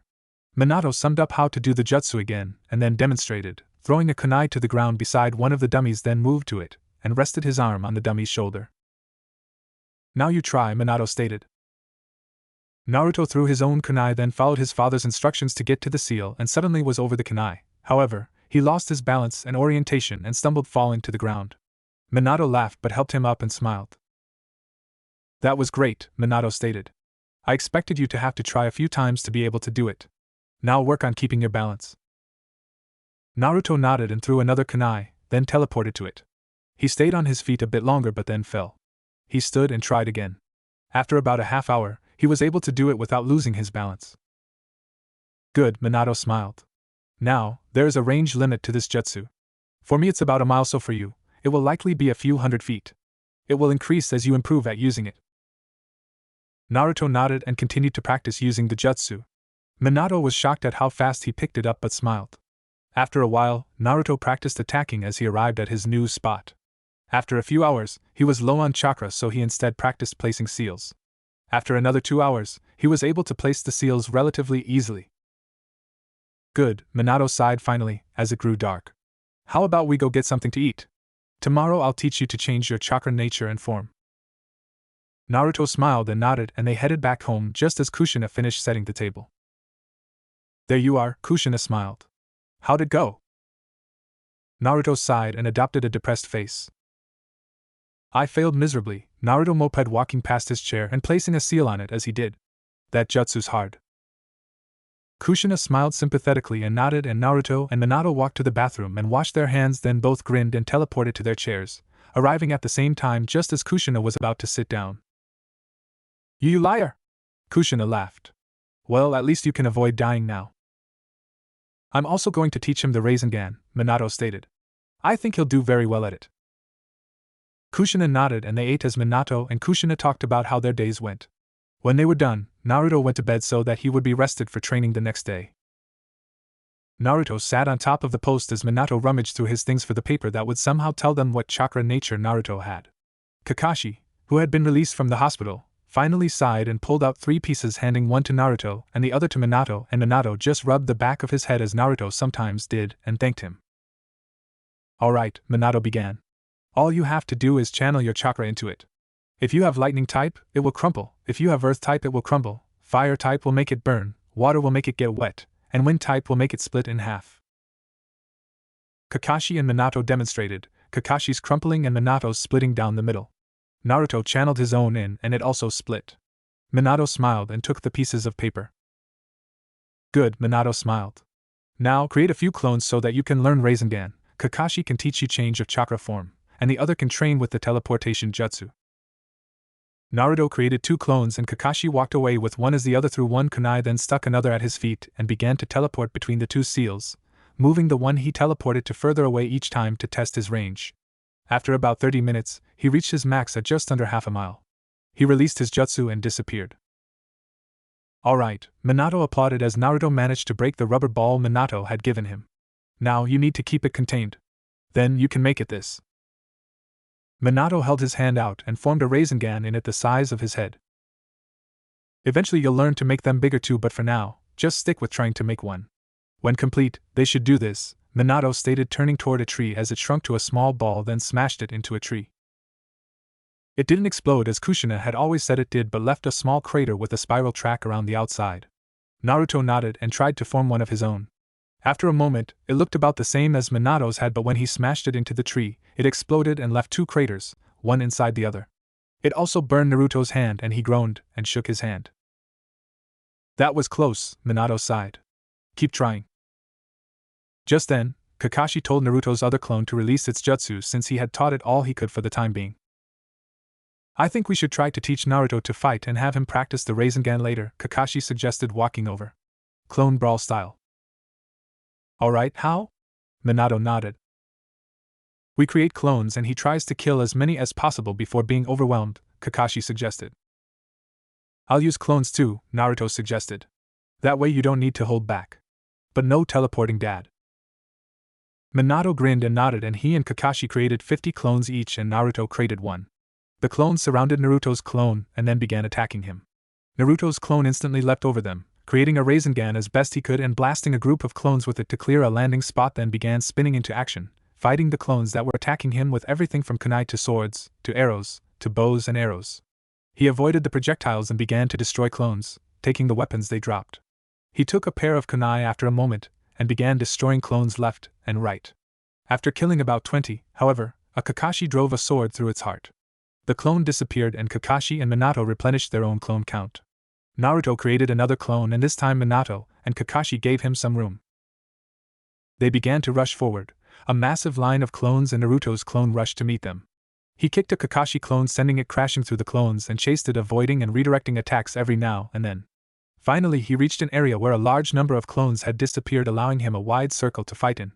Clones began to rush at him a few at a time, and he fought the same way the last clone had, this time taking a sword and fighting with it mostly by avoiding Kakashi and Minato's attacks, then eliminating them.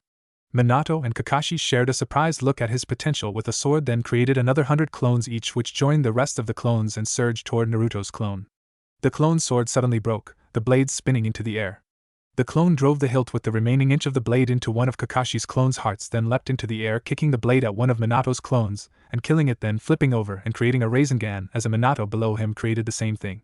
The 2 Rasengans collided before exploding and destroying every clone. Naruto wiped his forehead and Minato and Kakashi both bent forward, panting at the amount of chakra the shadow clone jutsu took.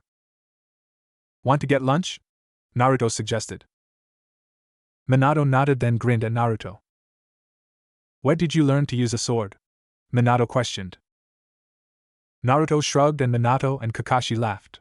They left to get something to eat, Minato and Kakashi silently agreeing to teach Naruto to use a sword, then returned to the training ground to continue his training.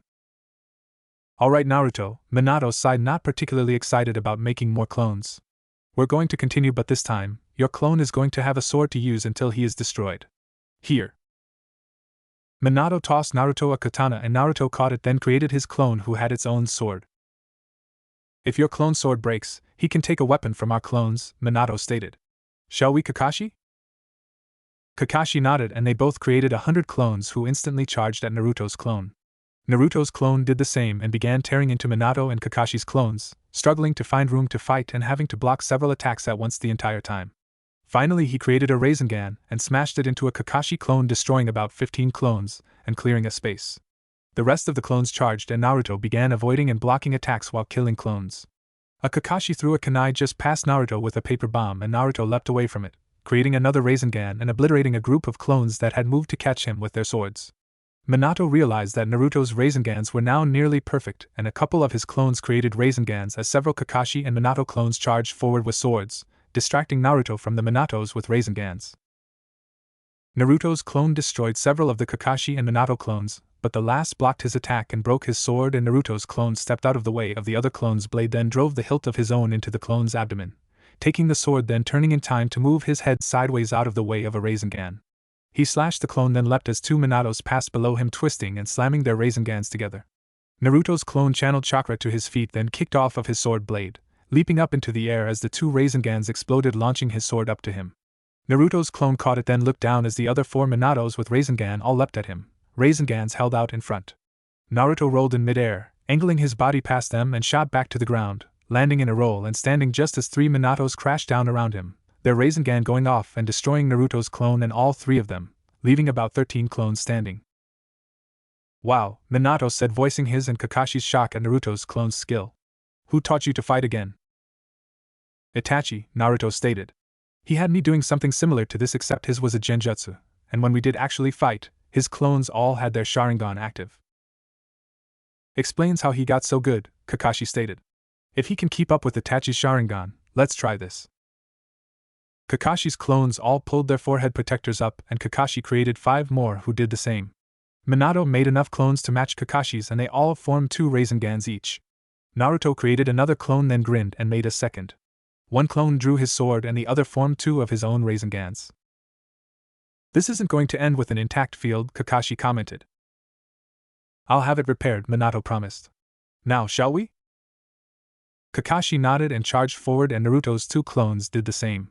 Then Naruto with the sword dropped, holding his feet up, and the other landed on his feet, then both pushed off, launching the one with the Rasengans into the air. The Kakashis all followed, but the Minatos charged the one with the sword.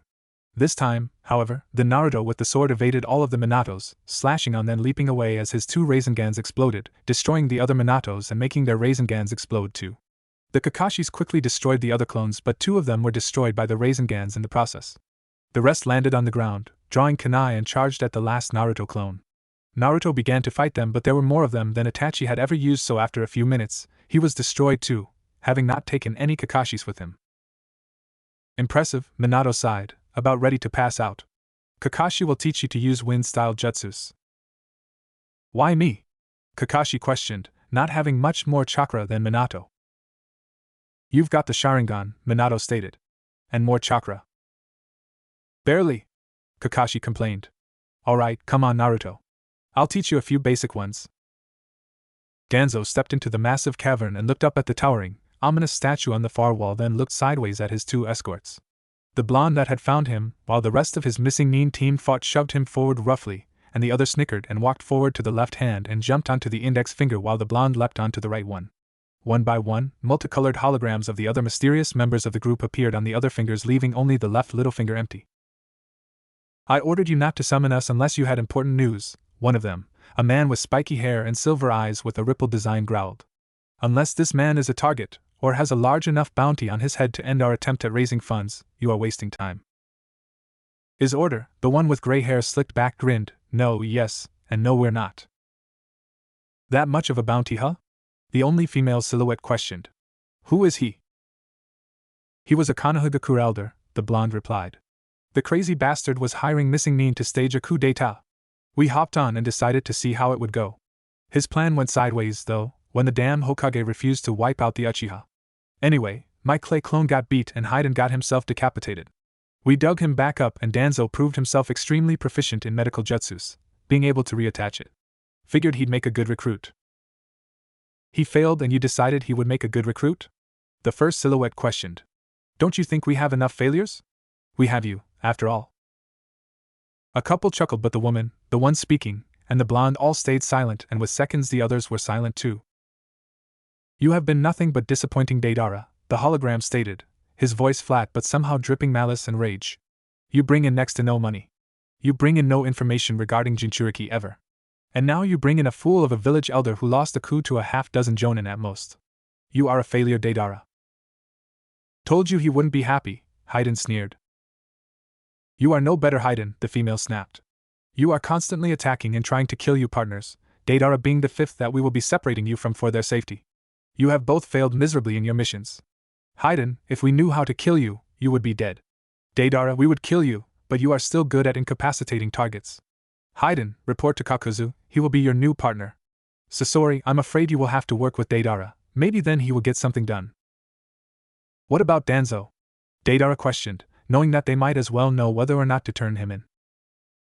For now, Kisame is going to meet up with you and test him, the first hologram stated. Should he deem Danzo worthy, Danzo will be accepted into our ranks as Orochimaru's replacement. If not, he will be returned to Konoha by one of our less popular members for the bounty. As a reminder, each of you should be searching for any possible recruits. I have a complaint, Deidara spoke up suddenly. Why is it that all of us have to cringe in fear at our lack of progress while Konan never has to report? I mean really. She's a cold bitch, and she never has to. The first hologram made the seal of confrontation, and Deidara's entire body lit up red as the hologram's ripple designs began moving outward while new ones began to spread from his pupils. Deidara's scream of agony spread through the cavern, making everyone except Danzo, Konan, and their leader. After nearly a minute, the hologram ended the jutsu and Deidara fell to his hands and knees on his finger, panting for air. The reason that Konan does not need to report is because she is with me, the hologram growled. She doesn't report because she does exactly what I tell her to as I tell her to do it. Something you could learn to do. And with that, both he and Konan's holograms were gone. Alright then, Kisame, a tall man with gills below his eyes and a massive sword on his back. I'll see you guys soon. He disappeared and Kakuzu told Haiden to hurry up. Sasori promised to be there quickly, then the rest of the holograms vanished and Danzo sighed. With I had brought my sword, Danzo sighed. A sword won't help against him, Haiden promised. He's going to tear you apart. An hour later, Kisame and Sasori arrived and Haiden loaned Danzo his scythe. Kisame charged forward, swinging a fist, and Danzo stuck the scythe into the ground and leaned out of the way of the punch, then dropped to the ground, planting his foot in Kisame's chest and sending him flying backward. Danzo picked the scythe up, resting it on his shoulder with the blades hanging down, and Kisame drew his sword. They both charged again, and this time, their blades met with a loud clang before Danzo's side blade slipped down Kisame's blade and Kisame planted a knee to his face, smashing him back. Danzo took the scythe with him, and the scythe took the wrapping that Kisame kept on his sword. Impressive, Danzo grinned, eyeing the sword. Thank you, Kisame smiled, hefting his 8-foot-long sword with a blade made out of scales and a small skull pommel. It absorbs chakra from enemies and transfers it to me. I am known as the tailless-tailed beast. I don't give even half a shit, Danzo sneered, sticking the scythe into the ground and making hand seals. Wind style, vacuum bomb. He blew a massive blast of wind out at Kisame, who simply swung his sword and absorbed the entire attack. His sword grew until it was as broad as he was tall, and he grinned. Danzo instantly began making more hand seals and instantly fired a barrage of the same attack at Kisame. Kisame absorbed all 20, then lifted his sword that was now quivering and massive. Kisame seemed to have a bit of trouble holding it up and moving it, but when Danzo sent a second barrage, Kisame absorbed them all as well. Then Kisame growled in frustration and channeled all of the chakra from his sword into him before doubling over, coughing up blood and gasping for air. What did you do to me? Kisame gasped. Everyone has a limit to the amount of chakra they can hold, Danzo stated. I knew that your body was used to having a massive amount of chakra in it, so I pumped enough to kill 30 jonin into you. Then, I placed a seal in the chakra itself that is rejecting your chakra. In a little more than a minute you'll be dead. Unless you concede. And just so you're aware, I control the seal mentally. If I wish it to reactivate at any given time, it will. I give! Kisame shouted. Deactivate the seal. Release! Danzo said, making the seal of confrontation, and Kisame stood glaring at him. Welcome to the Akatsuki, partner, Kisame sneered, holding his hand out. Thank you, Danzo grinned. Haiden, catch. Danzo tossed him his scythe and Haiden nodded, then left just as Sasori arrived. Did I miss the big brawl? Sasori questioned. No brawl, Deidara stated. Danzo put a seal inside Kisame and made him puke blood. Something like that, Danzo stated. Naruto knelt under the tree, Sasuke and Sakura beside him. They were doing what no other village had the guts to let their genin do one mission out of the academy. They were taking the Chunin exams. Naruto grinned thinking about how he got signed up for it in the first place. I would like to recommend my entire team for the exam, Kakashi spoke up, surprising everyone. I'll second that, Minato agreed. They may be young but they're ready. I'll put my team in too, Kurinai stated. Me too, Asuma added. They can handle anything Kakashi's kids can throw at them. I think my son will be the one to get furthest, Minato grinned. Now you are all dismissed. 3 days later, Naruto found himself sitting at a desk with Sasuke and Sakura and with several clones breaking into his father's personal library. Within 5 minutes all of his questions were answered and his clones had left, leaving no trace of ever being there. The others had had a hard time with their questions except a select few who had a special jutsu that allowed them to get answers from the Chunin that were placed among them. After a while, the ninja behind Naruto was eliminated along with his team, and the instructor suggested that anyone else that didn't think they would pass leave, and several did. Then, the rest passed. A day later, Phase 2 began and they were sent into the Forest of Death with either an Earth or Heaven scroll and were told to retrieve the other kind from another team, by any means necessary, including death. What kind of scroll do we have again? Naruto questioned. Heaven, Sasuke stated. Wonder where the nearest Earth scroll is. Let's go find out, Sakura suggested. I have to take a leak first, Naruto stated before walking into the bushes. Sakura sat down to wait, and Sasuke glanced at her for a moment before leaning against a tree. After a couple minutes, Naruto walked back out, sighing in relief. I didn't realize I needed to go that bad, Naruto sighed. Alright, let's get. Before he could finish, Sasuke smashed his foot into his face, sending him flying. When Naruto landed, he wiped some blood from the side of his mouth and drew the kunai from the kunai pouch on his left leg. What was that, Sasuke? Sakura questioned. Yes, Sasuke, what the hell? Naruto questioned. First, Naruto's right-handed, not left, Sasuke snarled. His kunai pouch is on his right leg. Second, Naruto's kunai aren't the standard variety. They look like this. He held up the one Naruto had told him to hold on to, and Naruto suddenly appeared beside him, wire wrapped around him so tightly it was digging into his skin in some places. Sasuke cut him free and Naruto took the kunai, glaring at the imposter. The little fucker caught me while I was taking a leak, Naruto growled. I'll handle this. Will you? The fake Naruto questioned as smoke covered him. When it cleared, there was an Amigakure ninja standing before them with a tan bodysuit, a breathing mask, a white cloth over his eyes with eye holes cut out, and spiky brown hair. Name's Oboro, the ninja smirked. Catch, Oboro, Naruto said, throwing his kunai at him. Oboro leaned out of the way, but just as it was passing his head, Naruto appeared in front of him, his fist smashing into Oboro's stomach as Naruto caught his kunai. Oboro flew backward, flipping over and doing a backward handspring and disappearing into the trees. I tagged him, Naruto stated. We'll give him a couple hours, then we'll go get our scroll. Sounds good, Sasuke grinned. How did you do that? Sakura questioned. I'm good, Naruto grinned before tossing her the kunai and handing Sasuke another. Hold on to these for me. They nodded and began walking while Sasuke tried to think of a way to avoid imposters again. My dad taught me a seal, Naruto stated. It only appears visible if you channel chakra to it, and it doesn't really do anything except look like a tattoo. We could use it to avoid imposters. Great idea, Sasuke muttered. If only you were stupid. Then we could have a massively difficult password. Here, Naruto said, setting his hand on the side of Sasuke's neck for a moment, and placing the seal, then doing the same for Sakura. He placed his own seal on the palm of his hand. Now, let's go find a second way to get our scroll before we go after our dear friend Oboro, Naruto smirked. Just as he said this, the birds, which had somehow been brave enough to venture into the forest and sing, went silent and a low roar began to sound from further into the trees. What is that? Sasuke questioned. Not good, Naruto stated. Suddenly, above gale force winds began to explode out of the trees, tearing them up and hurling them. The winds hit Sasuke, Naruto, and Sakura, and Sasuke grabbed Sakura and threw them both out of the path of the wind while Naruto was blown backward by the jutsu. He plowed up almost a quarter mile of land before finally stopping and the winds died down. He pushed himself up just as a massive snake as big around as the Hokage's office was slithered out of the trees staring at him.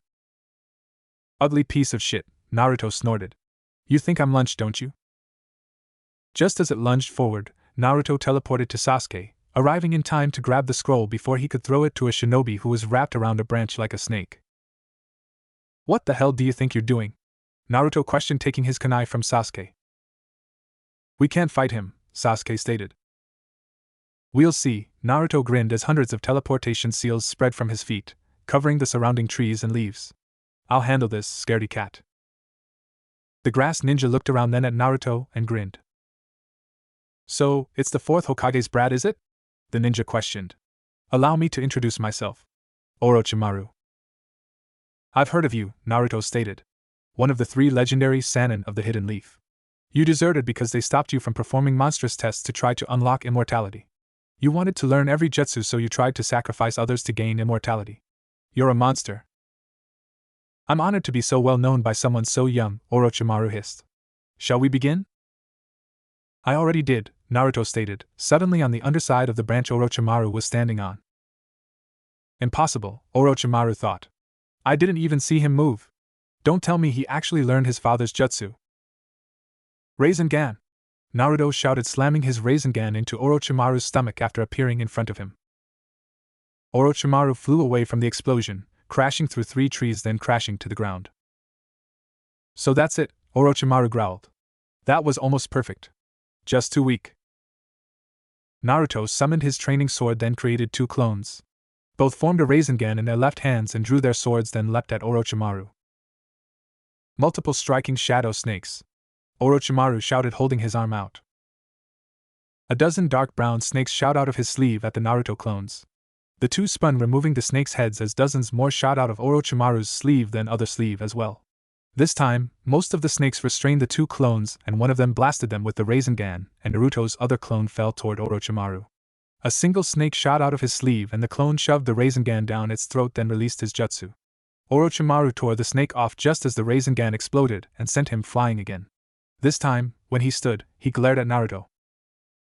Impressive brat, Orochimaru growled. But now it's my turn. He pulled his left sleeve up and wiped some blood from the corner of his mouth, wiping it across the tattoo on his left wrist. Summoning jutsu! Orochimaru shouted, summoning the same massive snake that had tried to eat Naruto. Kill him! Gladly, Naruto said, creating a perfect Rasengan and leaping at the snake. The snake shot forward and swallowed Naruto, but after a moment, his stomach expanded and continued to grow until the snake finally exploded, and Orochimaru stared in shock as Naruto leapt at him. Naruto's eyes were red with slit pupils and he had grown claws. And he in no sense of the word was playing around anymore. Orochimaru moved to retreat, but Naruto teleported to a seal in front of him and slashed at him with his claws. Orochimaru managed to avoid it just as a sword planted itself in his chest, tacking him to the branch he was on. Orochimaru suddenly melted into a pile of mud, and the real one appeared behind one Naruto, and another clone behind the other. Both restrained their Naruto with snakes from their sleeves, then made a hand seal and held their other hand by their side as purple flames appeared on their fingertips. 5-pronged seal, they both said as they drove their hand into his abdomen, adding a second layer to the seal, keeping Kurama inside of Naruto. Both Narutos passed out, and the one the clone had restrained blacked out as Orochimaru threw the other away. Sakura tacked him to a tree with his kunai to stop him from falling. Naruto stirred for a moment, seeing Orochimaru moving towards Sasuke. If you won't fight, then run, you coward, Naruto called out to him before passing out again. Sad but true, Orochimaru smiled. The Uchiha is weaker than the outcast. Sasuke's eyes widened as his own voice played through his mind, declaring his dream to surpass his brother. Itachi would tear Orochimaru apart. Sasuke knew he had to stop him, even if to protect his friends. Fine then, Sasuke muttered, activating his Sharingan, now with both eyes sporting 2 tomo. Bring it on! Sasuke placed a kunai in his mouth, biting down on the blade, and sprinted forward. Orochimaru grinned and readied himself. He sent out a blast of wind to send Sasuke flying, but Sasuke leapt over it, hurling kunai at Orochimaru. Orochimaru leaned out of the way, allowing them to sail past, and Sasuke landed on a tree, then leapt at Orochimaru, beginning with 2 kicks before flipping over Orochimaru and landing on his feet. They both charged and began to fight in a near blur. Attack after attack, they tried to slip past each other's defenses, always falling short of their goal. Finally, Orochimaru flipped over him, landing behind him then blurring into motion and vanishing. Sasuke whipped his head around but Orochimaru was already gone. He looked around and saw him zipping through the trees, almost too fast to see, but not quite. Orochimaru suddenly leapt at Sasuke and Sasuke dove out of the way then fired a fireball jutsu at him. The result was a column of spiraling raging flames but after a moment, it went out from a massive blast of wind and before the smoke had even cleared, Orochimaru shot towards Sasuke inside the tree, destroying it in a tree then emerging just in time to swipe at Sasuke but Sasuke leapt back taking a steadying breath. After a moment of them waiting for the other to act, Orochimaru sent a blast of wind at Sasuke again but Sasuke leapt to a branch over them then off of it and past Orochimaru, wrapping his legs around Orochimaru's chest and his arms around his waist then flipping over and driving Orochimaru downward head first. Orochimaru's head split the branch, sending cracked spiderwebbing along the length of it. Orochimaru's arms spasmed for several seconds before falling limp. Sasuke leapt away from Orochimaru and his legs fell at the knees.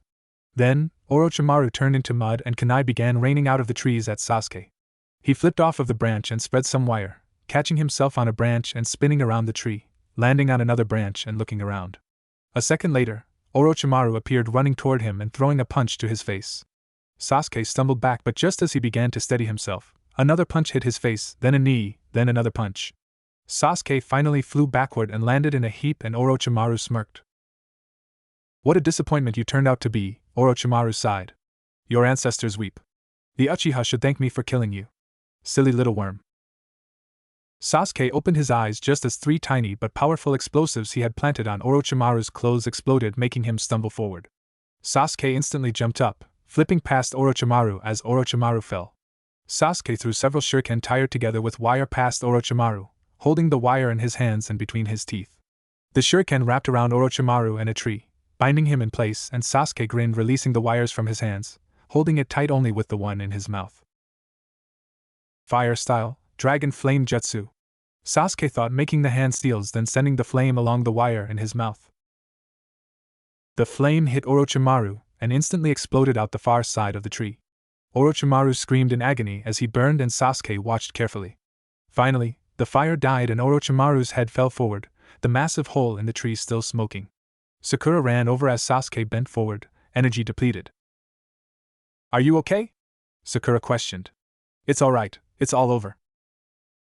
Suddenly, Orochimaru began to walk forward, breaking the wires easily.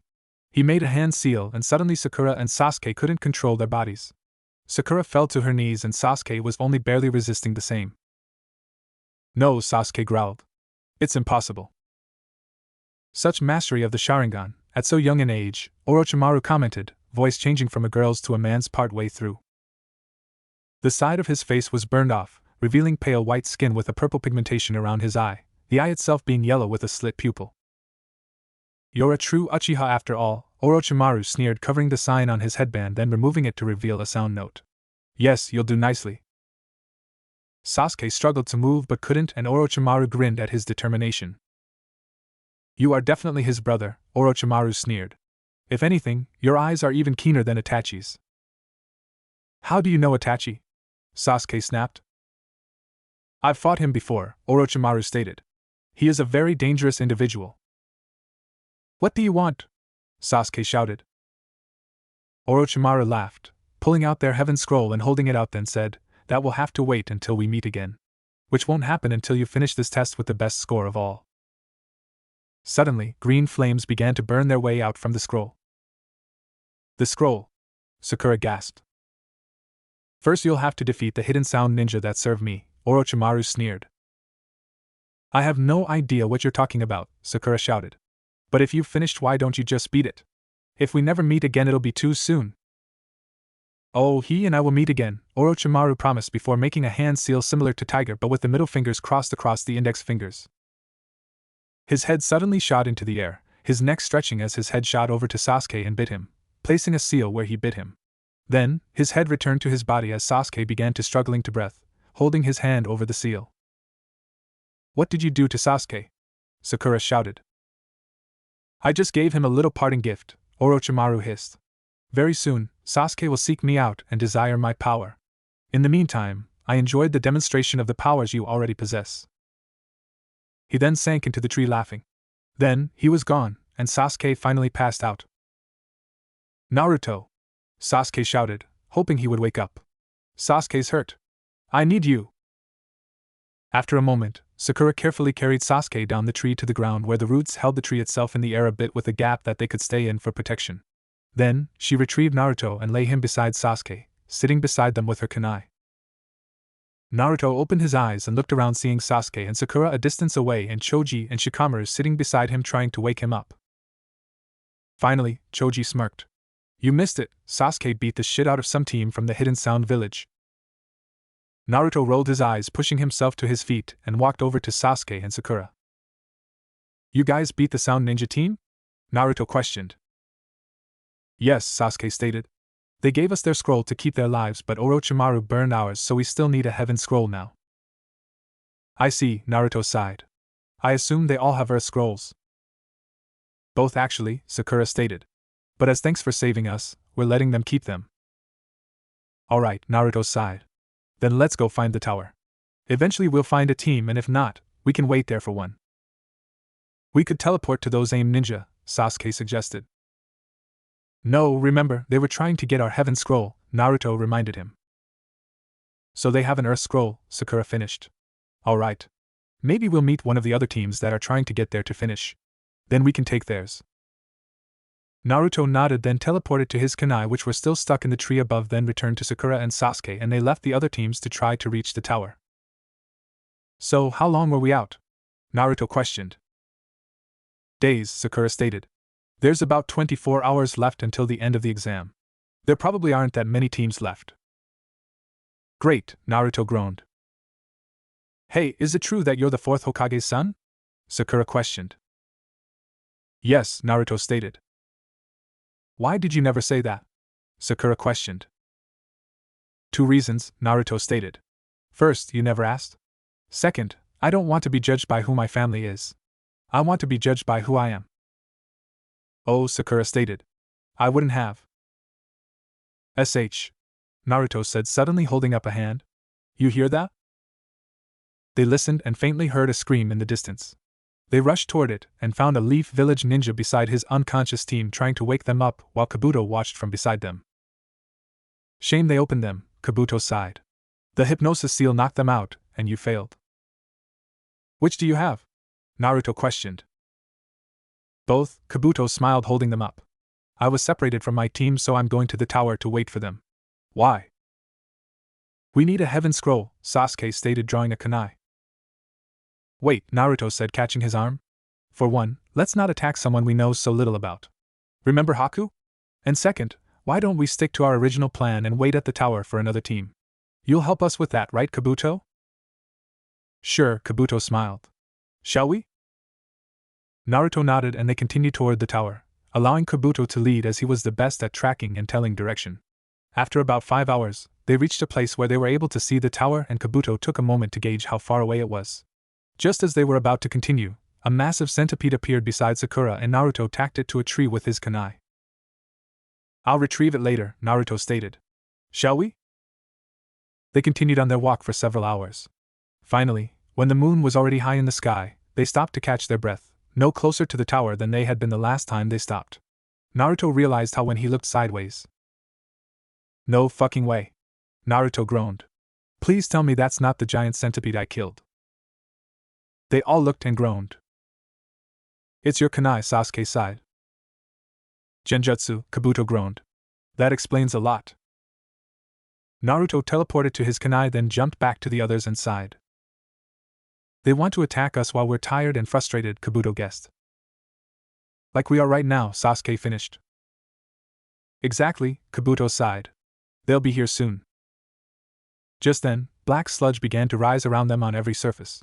The sludge moved to the ground and formed clones of an AIM ninja with spiky brown hair, a black bodysuit, a cloth covering both eyes, a breathing mask, and each holding a kunai. Hey, it's our buddy! Naruto laughed. You suppose they have a heaven scroll? Definitely, Sasuke smirked. I'll start this. Before he could attack, one of the clones hurled a double-bladed kunai at Kabuto. Kabuto managed to dodge it, but it cut his arm and stuck into his arm. The clones are a genjutsu, but the weapon is real, Sasuke said in confusion. Where are they? Let's find out, Naruto grinned, running forward and kicking a clone, splitting it in half, then rolling under a second. Both halves of the first grew into a complete clone and Naruto grinned. Wish mine did that, Naruto stated before jumping and teleporting to the seal on Oboro. He appeared behind Oboro in the trees and punched him again, sending him crashing into a tree, then caught him and teleported back to a kunai he had left with the others. Now you guys will listen, Naruto shouted to the other members of Oboro's team. Either you come out, or Oboro dies. He's bluffing, Oboro shouted. Kill him. Naruto held his hand up, forming a Rasengan, and then leveled it beside Oboro's head. He dies in 3, 2, 1. Naruto counted down, waiting for a response. Alright, Ras. Stop. Another AIM ninja shouted as he and the clones were landed a few feet away. Don't hurt him. The third team member was dressed similar to his teammates with the tan bodysuit and breathing mask, but with one eye hole cut out of the rag over his eyes and with his forehead protector covering his entire head. How many scrolls do you have? Naruto questioned. 6. The ninja said. We plan to have the other teams all fail. Here, take them. Sasuke retrieved the scrolls, then returned to the others, burning all but one of each. Then he turned to the other ninja and grinned. I'll take yours too, Sasuke grinned. I don't have any, the ninja swore. Mubi had them all. 3, 2. Naruto began to count again, and the ninja shouted in frustration, throwing another heaven and earth scroll to them. Sasuke burned them too, and Naruto grinned and let his Rasengan disappear. Then, he smashed his elbow into Oboro's neck, knocking him out. Mubi and his teammate both turned to run, but Sasuke caught Mubi and Kabuto the other. They both knocked their captives out, and they tied them to a tree. That went well, Naruto smiled. Shall we? They continued toward the tower, finally arriving to find Kiba, Hinata, and another Leaf Village ninja they had never seen before waiting at the door. Nothing personal, guys, Kiba sighed. But you'll have to give us those scrolls. Try and take them, Sasuke dared, activating his Sharingan. Kiba charged at him and threw a punch while Sasuke did the same, but Naruto caught both of their fists and twisted until both boys were on their knees begging him to stop. We're not fighting each other, Naruto stated firmly. Sasuke, give them the extra earth scroll. But... now, Naruto growled, twisting harder. Sasuke, shouting in pain, then pulled the scroll out and threw it to Hinata. She caught it and put it in a bag with 2 heaven scrolls, and Naruto released Kiba and Sasuke. What the hell's your problem? Kiba growled. Simple, Naruto stated. Me and Sasuke had to fight a fucking Sannin. I don't feel like watching Sasuke kill you. I'd tear him apart, Kiba stated. He'd massacre you, Naruto stated. Can we go into the tower now? Sure, Sasuke sighed. They all walked into the tower and handed in their scrolls, then sat to wait. Naruto leaned on the railing and looked down at the ring. They had been told that too many had passed the second test, so they would hold preliminaries before the final phase. It was a tournament. Naruto grinned and looked across the room just in time to see Hinata look away. His mind drifted back to the proctor telling them about the preliminaries. Attention, the proctor, Hate Gecko, shouted over everyone's talking. Thank you. Now, the preliminaries will be a tournament. It will be one-on-one combat, ending when one side surrenders or is unable to continue. If anyone feels unable to continue, speak up now. After a couple of seconds, Sasuke clamped his teeth shut and held his hand over his new seal. Naruto gave him a worried look and Sakura begged him to drop out, but everyone fell silent when Kabuto raised his hand. Okay, you got me, Kabuto smiled. I'm all used up. I'll try again next year. Alright, Hate nodded before coughing. You can leave. Now, as there are 20 remaining, there will be 10 matches. As I said, the fights continue until one side dies or concedes defeat, or are rendered unable to continue. As proctor, I am allowed a certain amount of leeway judging the matches. If the fight seems hopeless, I may step in. I urge anyone who is losing to concede quickly to avoid a fatal outcome. Now, please move to the balcony so we can begin. The balcony was a raised platform around 3 sides of the room. The fourth wall was across from the exit and was dominated by a statue of a pair of arms with the hands forming the ram hand seal with 5 wooden panels in the wall behind it, 2 near each corner with one massive one in the middle directly behind the statue. The top left panel was now open, displaying a screen that would read out the opponents for each fight at random. The name on it now was Sasuke against Yoroy, a member of Kabuto's team, with their clan's customary purple clothes and the cloth covering the bottom half of his face, and round black glasses. Sasuke and Yoroy dropped into the ring and the proctor told them to begin. Yoroy instantly sprinted forward, his hand glowing, and grabbed Sasuke by the head, beginning to drain his chakra while pinning his head to the ground. My chakra! Sasuke groaned. What are you stealing it? That's right, Yoroy grinned as Sasuke fell limp. After a couple of minutes of Sasuke struggling to move, he finally planted his foot in Yoroy's chest, sending him flying and shouting, "Get off me!" So, you've still got some strength left, Yoroy commented standing. Impressive, for a guinea pig. Whoa, that was close, Sasuke thought, struggling to stand. Don't worry, I'll make it short and sweet, Yoroy sneered, charging forward again. He began swinging at Sasuke, but Sasuke managed to dodge him for a moment until he brushed his hair. His strength left him and he stumbled past Yoroy, nearly falling. What's the matter? Yoroy sneered. Is that really the best you can do? Sasuke spun, throwing his foot out in a desperate kick, but Yoroy easily jumped away from it. I don't have the speed to keep away from him, Sasuke thought. And I don't have a chance at a close-quarters fight. I need to think of something fast. Come on, Sasuke! Naruto shouted. If you can handle that snake, you can handle this goon! Sasuke looked back at Naruto before seeing Lee and remembering the fight he had with Lee before the preliminaries began. That's it, Sasuke thought. I'll teach you to turn your back on me, Yoroy shouted, charging forward again. Big mistake, and you're last. Again he struggled to hit Sasuke, with Sasuke barely eluding his attacks. Then, he suddenly vanished, before reappearing below him and smashing him into the air with his foot, much as Lee had done to him during their own fight. Yoroy flew into the air and Sasuke flipped onto all fours before leaping after Yoroy, leaving Lee and his sensei both speechless. Okay, I admit it, I kinda borrowed that move, but from here on in, Sasuke said, appearing behind Yoroy and placing 2 fingers against his back. It's all original. The dancing leaf shadow? Yoroy questioned. Now take this, Sasuke said seconds before his seal began to act up again and send pain shooting through his body. He stiffened, shouting in pain as the seal began to spread. No, not again, Sasuke growled. It keeps getting stronger and stronger. The seal continued to spread and he struggled to slow it without success. Is that it? Naruto shouted. And you call yourself an Uchiha? Shut up, loser, Sasuke thought. Don't write me off yet. No! I won't let this thing take over. No way! After another moment, the seal retracted, returning to its dormant state, and Sasuke grinned. Here we go, Sasuke grinned. Sasuke placed his hand on Yoroy's back, spinning himself and swinging a kick that Yoroy blocked. Ha! Yoroy laughed. You're no match for me. Suddenly Sasuke spun the other way and backhanded Yoroy with a full fist to the chest, sending him shooting downward. Then Sasuke smashed his other fist into Yoroy's face, saying, Come back here. I'm not done yet. He flipped over and smashed his foot into Yoroy's stomach at the same time as Yoroy smashed into the ground. Lion's Barrage! Sasuke shouted as Yoroy fell limp. Then Sasuke threw himself backward, sliding along the ground. After a moment, he stopped and lay there for a moment before pushing himself up. I'm declaring this match over, Hate stated. As the winner of the match, Sasuke Uchiha will be advancing to the finals. Much better, Naruto grinned. Sakura, that seal, it spread over his body. That's how he beat the Sound Ninja, right? Yes, Sakura muttered. It made him impossibly strong, but he broke one of their arms just to hurt him.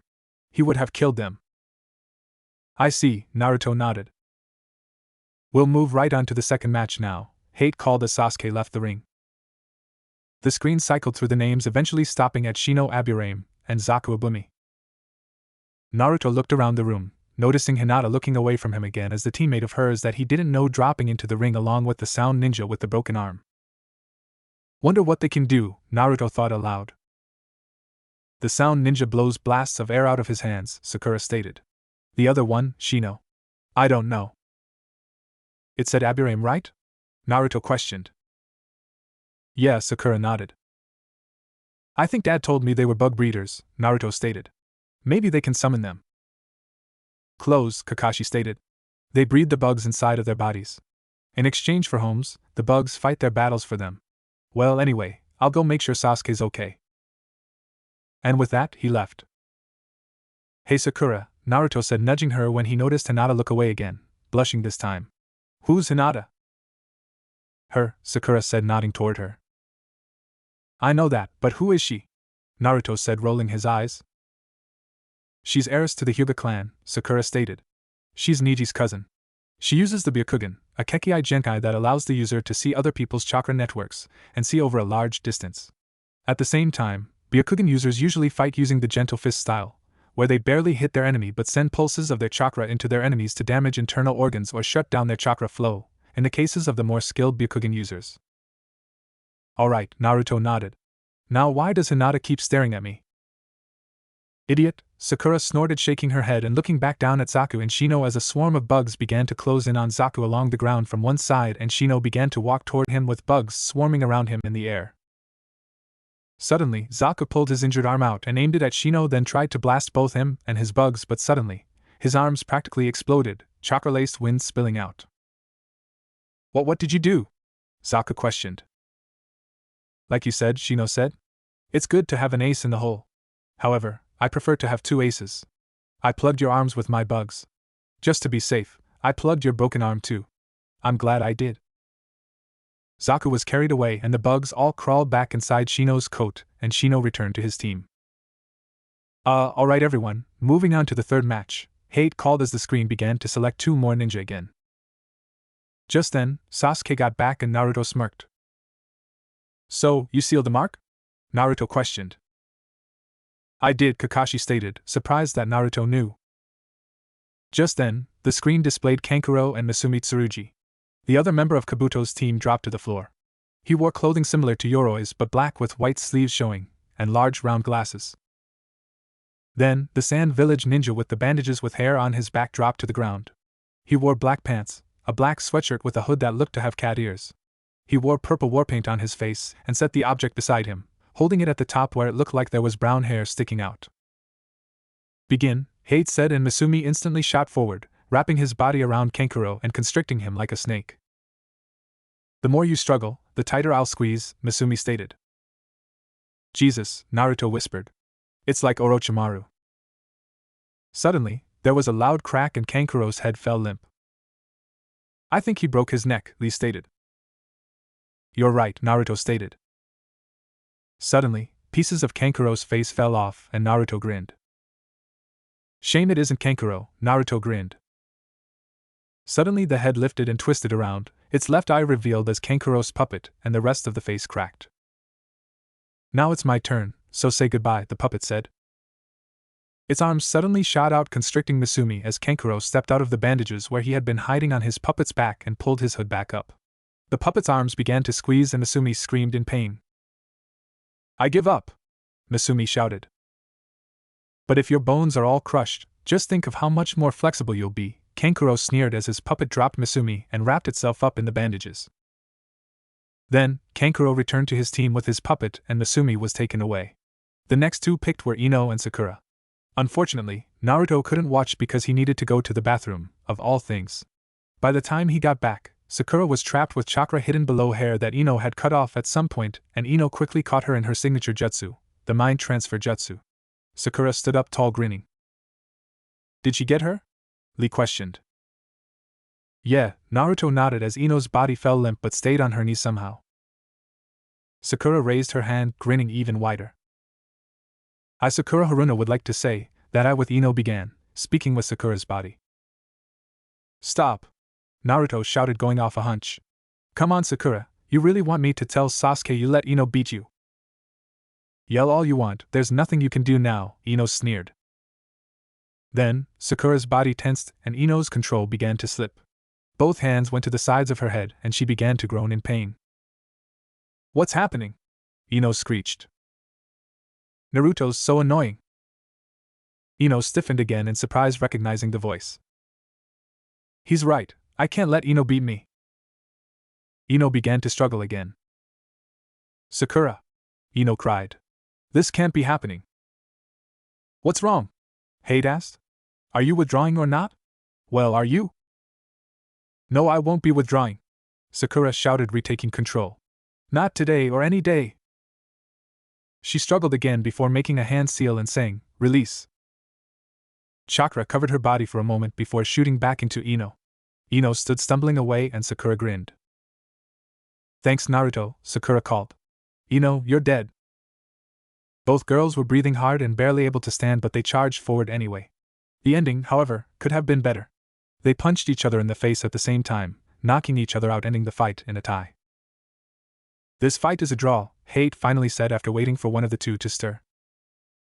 Next were Tenten and Temari, the girl in Lee's team and the girl in Kankuro's team. While they fought, Naruto caught Hinata staring at him 3 times, and Sakura and Ino woke up, commending each other's strength and renewing their friendship. The winner is Temari, Hate eventually called, and Naruto realized he had spaced out during the fight. Naruto looked down at the floor and saw that Temari's fan was open, showing 3 purple dots, and Tenten was covered with scratches. There were 2 scrolls and several dozen ninja tools around, and Naruto could guess how Tenten fought but not Temari. The next fight was Shikamaru and the sound ninja girl named Kintsuchi. Both walked into the ring, and Shikamaru sighed, clearly not pleased about fighting a girl.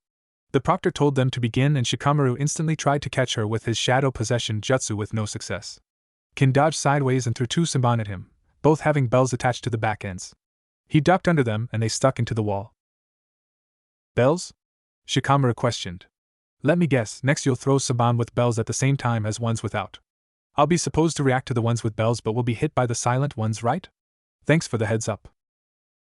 You sure do talk a lot, don't you? Kin questioned, throwing more Senbon, this time free of bells. Just as he stood, the bells on the first 2 Senbon began to ring.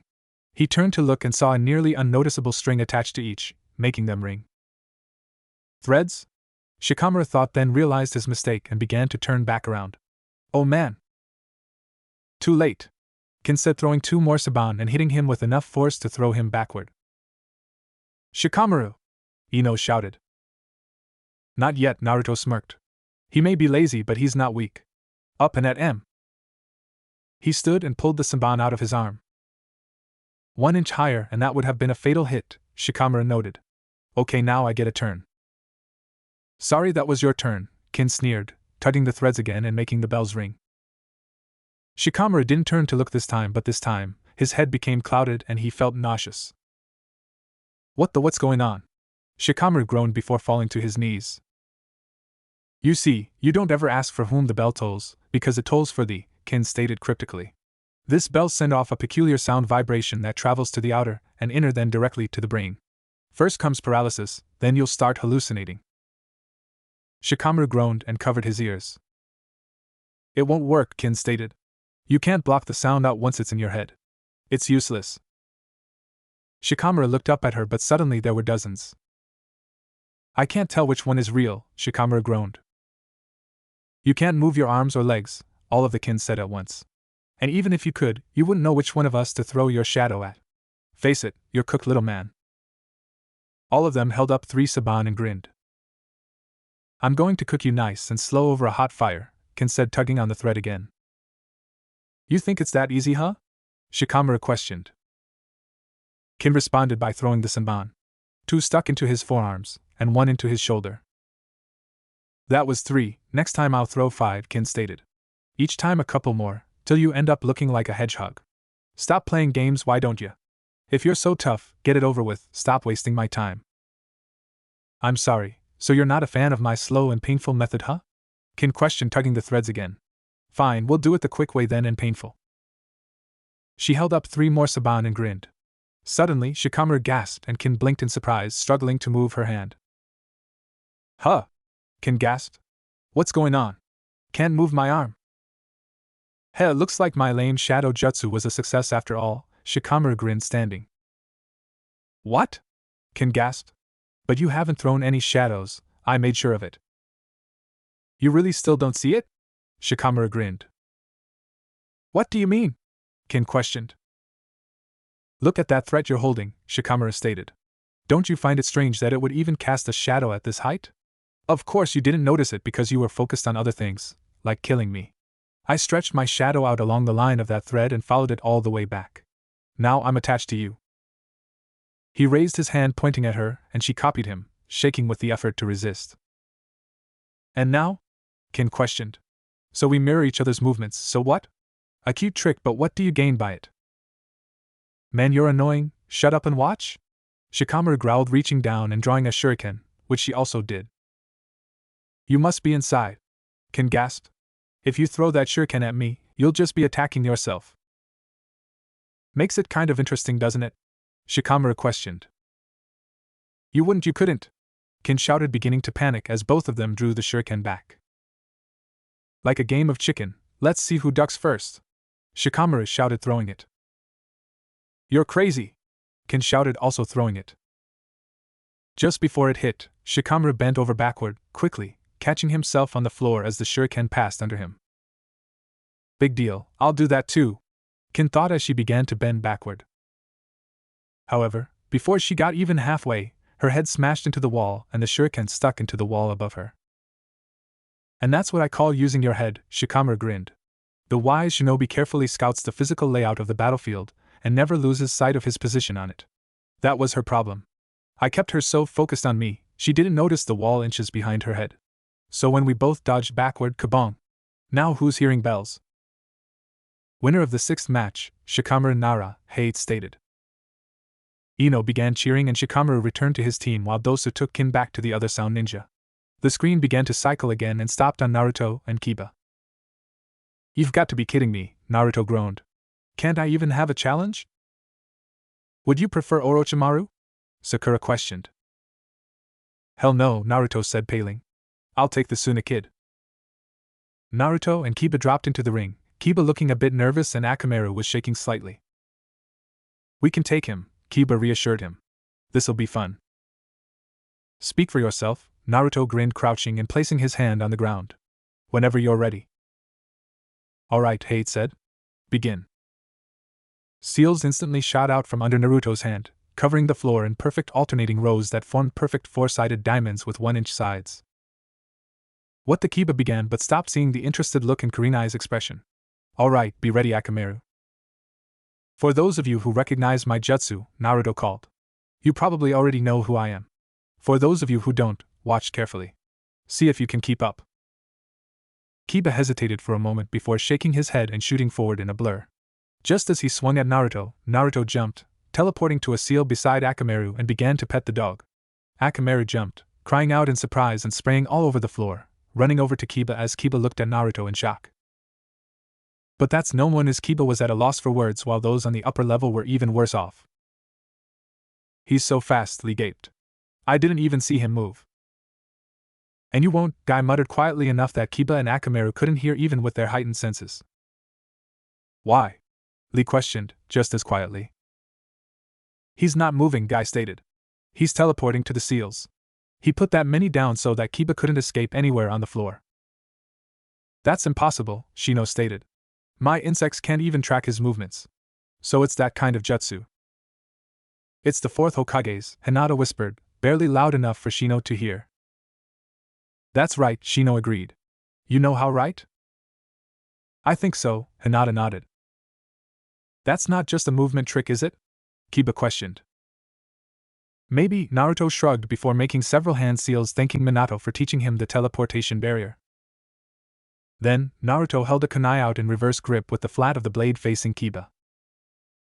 Fetch doggies, Naruto grinned. Kiba growled and charged at him, leaping at him and hitting a barrier as 6 lines of seals spread away from him a few feet. Kiba passed into the barrier instantly, disappearing, and Naruto held the kunai out with both hands open and grinned as Kiba appeared behind Akamaru, tackling him instead of Naruto and then looking around in shock and confusion. Was that a genjutsu? Kiba questioned. No way, Lee gasped. You can't touch me, Naruto grinned. Give up, my next move will be an attack. Akamaru stood, now shaking badly, and Kiba picked him up. I'll handle this, buddy, Kiba smiled, tossing him up to Hinata. Alright, Naruto. You're good. Let's see what you can do. Naruto grinned and put his kunai away, bowing. As he reached a 45-degree angle, he jumped into a front flip, teleporting to a seal behind Kiba and bringing his feet down on Kiba's head, smashing him into the ground, then teleported back to the seal he had been at, finishing his bow. Kiba groaned and stood, looking around and seeing Naruto bowing. He instantly blurred forward and swiped at Naruto, but Naruto leaned back out of the way and teleported to the ground, laying on his back and smashed both into Kiba's stomach, launching him to the ceiling. He crashed into it, then fell and landed on his left shoulder. Everyone heard it break and Naruto winced and walked over, helping Kiba up. Ready to give up? Naruto questioned as Kiba stood. Suddenly, Kiba had him lifted off the ground by the throat and was grinning. You're a fool, Kiba grinned.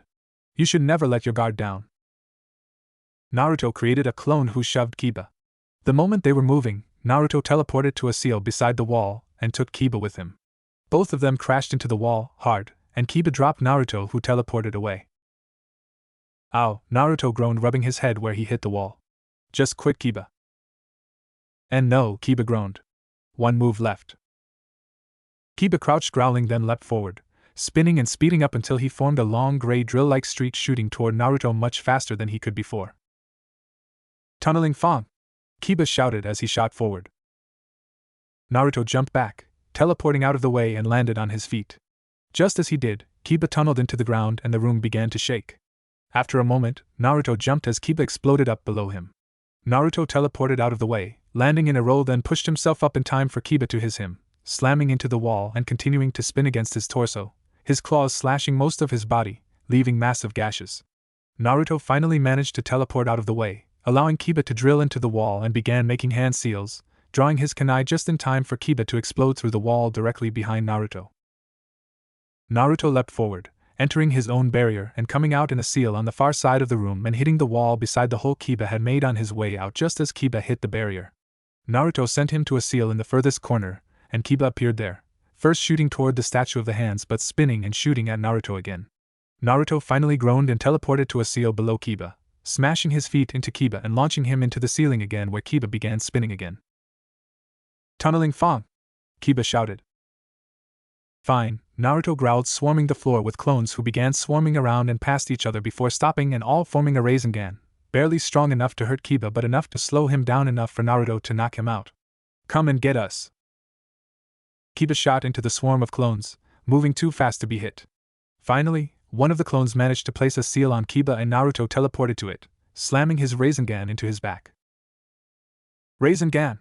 Naruto shouted as Kiba slammed into the ground, disoriented. Then, the remaining Narutos swarmed him and all punched him once before disappearing. When they all left, Naruto staggered away, out of energy, as Kiba staggered to his feet, about to black out. You son of a bitch, Kiba growled. You would know about bitches, wouldn't you? Naruto grinned and Kiba growled, charging forward again. Let's finish this, Naruto said, hurling his kunai at Kiba. The kunai missed his head by millimeters. Kiba grinned, but suddenly, Naruto was above him and slammed both feet into Kiba's back, slamming him into the ground. Both collapsed and began to breathe hard and struggle to move. Everyone waited in a dead silence to see if either could stand, and after a moment, Naruto managed to push himself up. I really hope you can't move, Naruto groaned. I'm finished. Shame, Kiba panted. So am I. As Kiba is unable to continue, I'm declaring Naruto the winner, Hate declared. You might want to get those cuts looked at. I'll be okay, Naruto panted. Anyone have a soldier pill? One of the medics that came to collect Kiba tossed him one and he ate it, then walked up the stairs to his team. As he was passing Hinata and Shino, Shino spoke up. That was an impressive teleportation jutsu, Shino commented. It's the fourth Hokage's, isn't it? Yes, Naruto nodded. It takes a lot more chakra than I thought. You did well to defeat Kiba after being hit directly by that attack for that long, Shino stated. Normally it would just be a glancing blow that throws you. You really ticked him off. Ain't I lucky, Naruto said sarcastically. See, congratulations, and Naruto, Hinata finally spoke up. Why, you were amazing. Thanks, Naruto smiled. Kiba was a lot faster than I thought. If not for my teleportation jutsu, I would have lost. I don't think so, Hinata stated, blushing bright red. Thanks for your confidence, but you're wrong, Naruto smiled. Hinata may be right, Shino stated. Had Kiba kept Akamaru with him, you would have been torn apart. Naruto shrugged and returned to his team as the screen selected another fight. Neji and Hinata. Naruto's stomach dropped when he saw the panicked look on Hinata and Kurinai's faces and the smug look on Neji's. Hinata was doomed. The two Hyugas moved to the lower level, which Kakashi had largely repaired with Earth-style jutsus for the remaining fights. I never thought that you and I would have to face each other, Hinata, Neji commented. Nor I, brother, Hinata replied. Brother? Sakura questioned. Huh. I guess they're not cousins after all. They're both descended from the Hyuga clan, Kakashi stated. One of the most ancient and honorable clans of the Hidden Leaf Village, not actually brother and sister.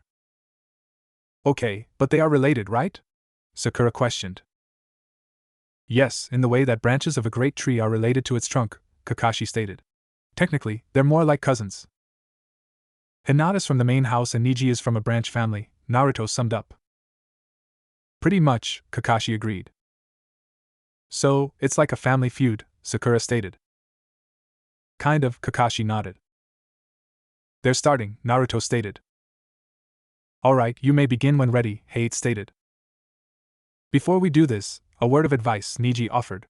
Hinata, listen to me. Withdraw now. You know you were never meant to be a ninja. Hinata's eyes widened in surprise and hurt, but Neji wasn't done.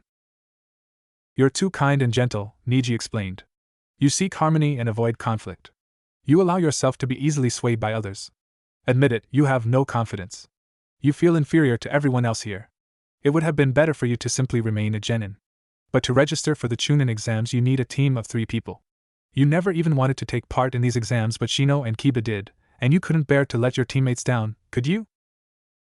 No. Hinata practically pleaded. You're wrong. You're wrong. I had to find out I did it because I wanted to see if I could change.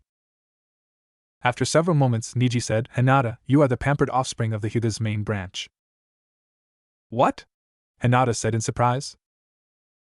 People can't change no matter how hard they try, Neji stated coldly.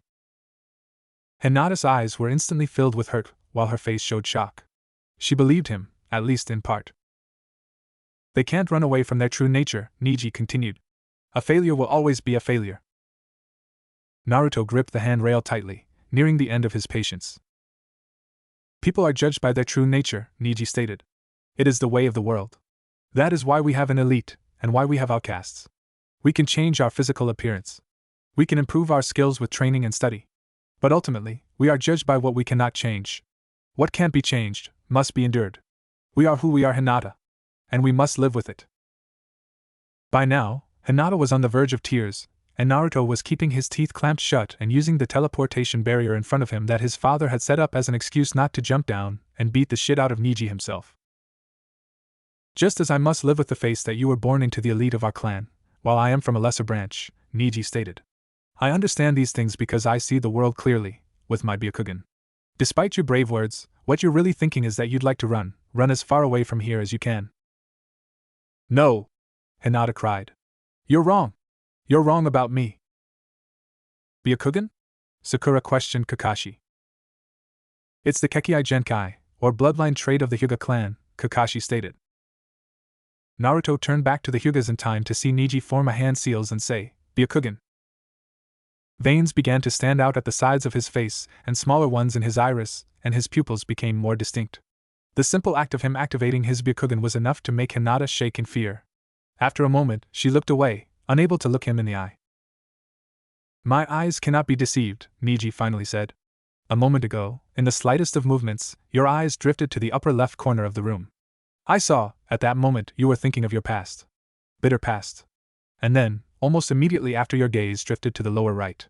It was a mere flicker of the eyes, but to me it revealed all of your mental and physical suffering. You're seeing your old self, and wondering if your life has prepared you for this moment. You're picturing the outcome of the battle. You see yourself losing. Hinata gasped, and Naruto growled in frustration. And the way you're holding your arms in front of your body like that? Neji sneered. It tells me that you're trying to build a wall between us to keep me at bay. You want me to keep from reading the deepest recesses of your mind. And why? Because everything I've said is true. Shall I go on?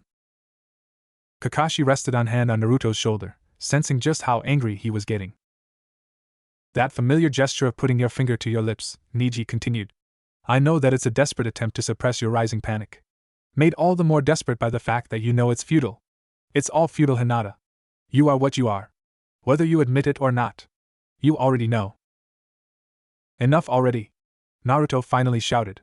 Who the hell gave you the right to tell her what she can and can't be? Just shut the fuck up and mind your own damn business. You call her a coward, but she's not the one who's trying to talk you out of actually fighting. Come on, Hinata. Show him just how strong you are. Hinata stared at him for a moment before her head fell. Neji glared up at Naruto, then looked back at Hinata, and his eyes widened. A moment later, Hinata looked up at him with a determined stare. If you don't forfeit the match, you know what will happen, Neji warned. Hinata responded by beginning to make hand seals. I won't run away, Hinata thought. Never again.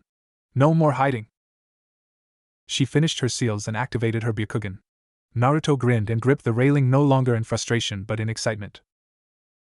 She took a stance and said, "Defend yourself, my brother." Neji mirrored her stance and said, "Very well then." After a couple minutes, they both darted forward and Hinata thrust her hand toward her, palm open, and Neji blocked it, careful not to touch her hand. As she threw her hand forward, chakra shot out of it in a small burst. They spent several minutes dodging and blocking each other's attacks until Neji slipped off balance and Hinata threw an attack instantly. Neji stepped backward, barely avoiding a shot to his side. They both took a step back and after a moment, they returned to trading blows, careful to avoid taking damage from each other. After several more seconds, Hinata very nearly hit him again and Neji jumped back. After a few more seconds, they continued and after a few blows, Hinata stepped forward for a blow to the heart and both of them stopped. No one moved but everyone could see that Neji had dodged or blocked the attack. Did she get him? Lee questioned. Yes, Sakura nodded and was about to start cheering but stopped when she realized that Naruto was holding the railing in a death grip. You didn't see him attack too, did you? Naruto growled. Who hit who? After a moment, Hinata leaned back, coughing up blood and everyone gasped, except Naruto who closed his eyes, having already seen how it had happened. Neji's left hand had two fingers against Hinata's attacking arm where he had used a blast of chakra to stop her attack while his right arm had delivered a direct hit to her heart. So that's it, huh? Neji questioned. That's all there is to the main branch's power? I'm not done yet.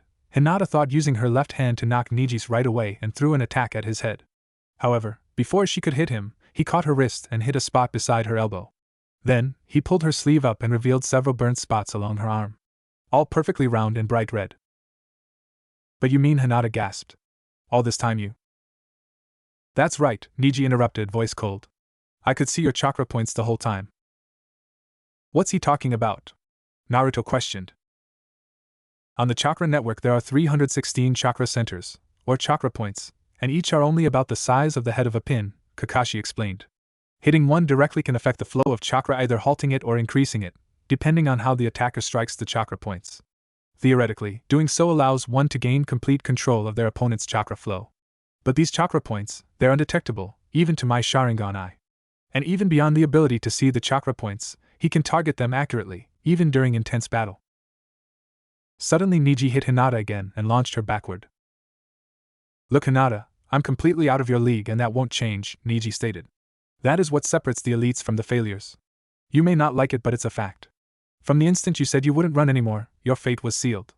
You were destined for failure. And now you're consumed with hopelessness. Now this is your last warning, Hinata. Forfeit this match. Hinata, now on her hands and knees, struggled to say before pushing herself up, more blood running down her chin. I never go back on my word. Because that is my ninja way. Naruto blinked in surprise, remembering telling his class the same thing a long time ago. Naruto snapped back to reality to see Hinata look up at him, and smiled, then lower her gaze to Neji as he Byakugan reactivated. Bring it on, Neji said, reactivating his own. Suddenly she doubled over, coughing up more blood. Naruto gripped the rail tightly as Neji took his fighting pose again. Naruto looked around and saw that everyone was giving the Hyugas the same look. The fight was over. Hinata had lost. They all knew it. No, Naruto whispered to himself. Don't risk your life to prove your point. You can't win.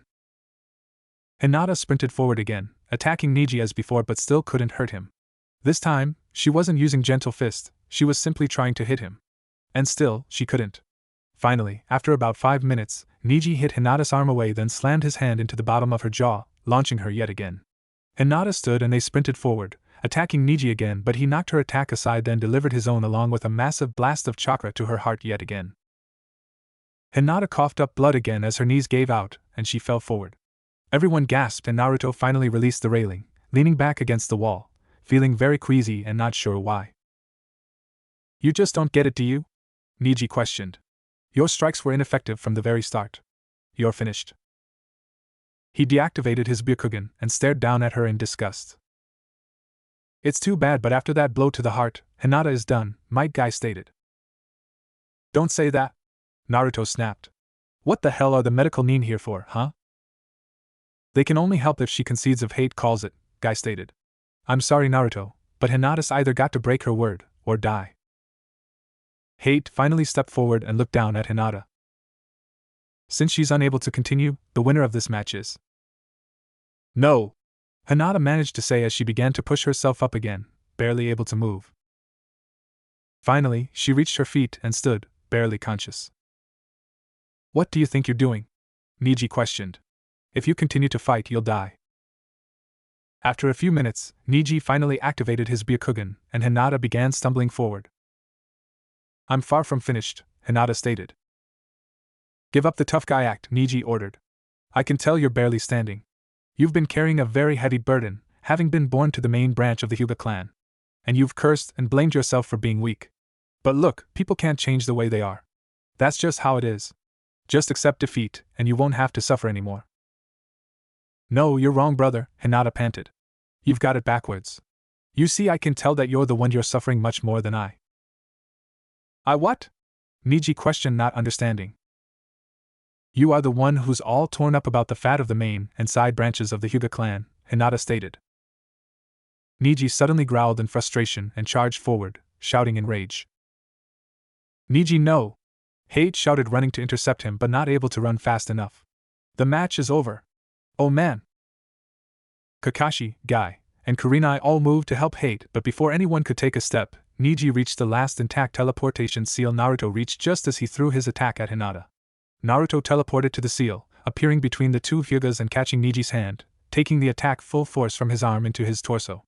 The Jonin and Hate all froze, and after a moment, Naruto turned his head and spit blood onto the ground before glaring at Neji. The match is over, Naruto stated coldly. You want to fight from here, you fight me. Neji! Guy shouted. Get a hold of yourself. You promised me you wouldn't let this whole head family thing get you riled up.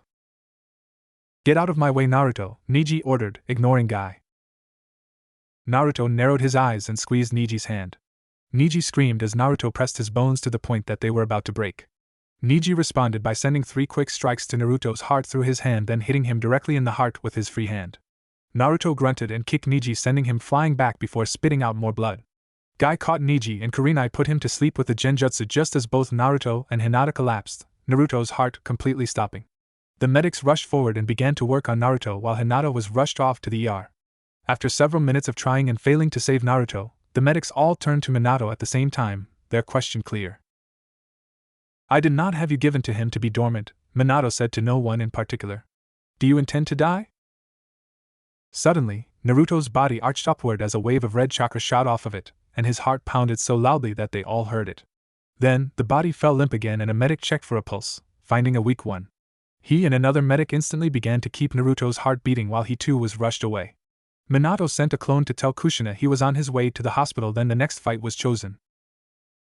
Naruto opened his eyes and groaned. His whole body ached. Most of it was from Neji, but some of it was from the medics that saved him. He looked around his tiny hospital room and sighed. The walls were all bare and white, his bed was painted white with white sheets, comforter, and pillow, white door, and the heart monitor was also painted white with the exception of the screen, which showed a normal heart rate. There was only the one bed and 2 beds, one of which was taken by his mother. He sat up, wincing at the pain but deciding that he had rested enough. It had been 3 days already. Minato had informed him that they had been given a month to train. You should be resting, Kushina stated, opening her eyes and sitting up. We both know I was mostly healed yesterday, Naruto smirked. You know better than anyone. That's true, Kushina grinned. So, what are you going to do? I was planning on visiting Hinata then having you get me the heck out of here, Naruto grinned. No one's visited me yet, so I figure they won't mind if I leave. Fair enough, Kushina sighed. I'll go tell them that Minato said you could leave. She left, and Naruto stood and dressed himself quickly. Then, he left his room and walked down the hall to Hinata's. He looked inside but stopped when he saw that Hinata's mother was sitting beside her looking worried. Hinata was awake but looked tired and both had dark circles under their eyes. After a moment of them sitting in silence, Hinata's mother looked up and saw Naruto. She smiled and stood walking out past him. Don't be too long, she requested. Hinata needs her rest. But I won't refuse the man who saved her life. I won't keep her too long, Naruto promised. She smiled and nodded, then left, and Naruto stepped into the room. And Naruto? Hinata gasped. You should be resting. My injuries weren't as bad as yours, Naruto lied. I'm pretty much healed already.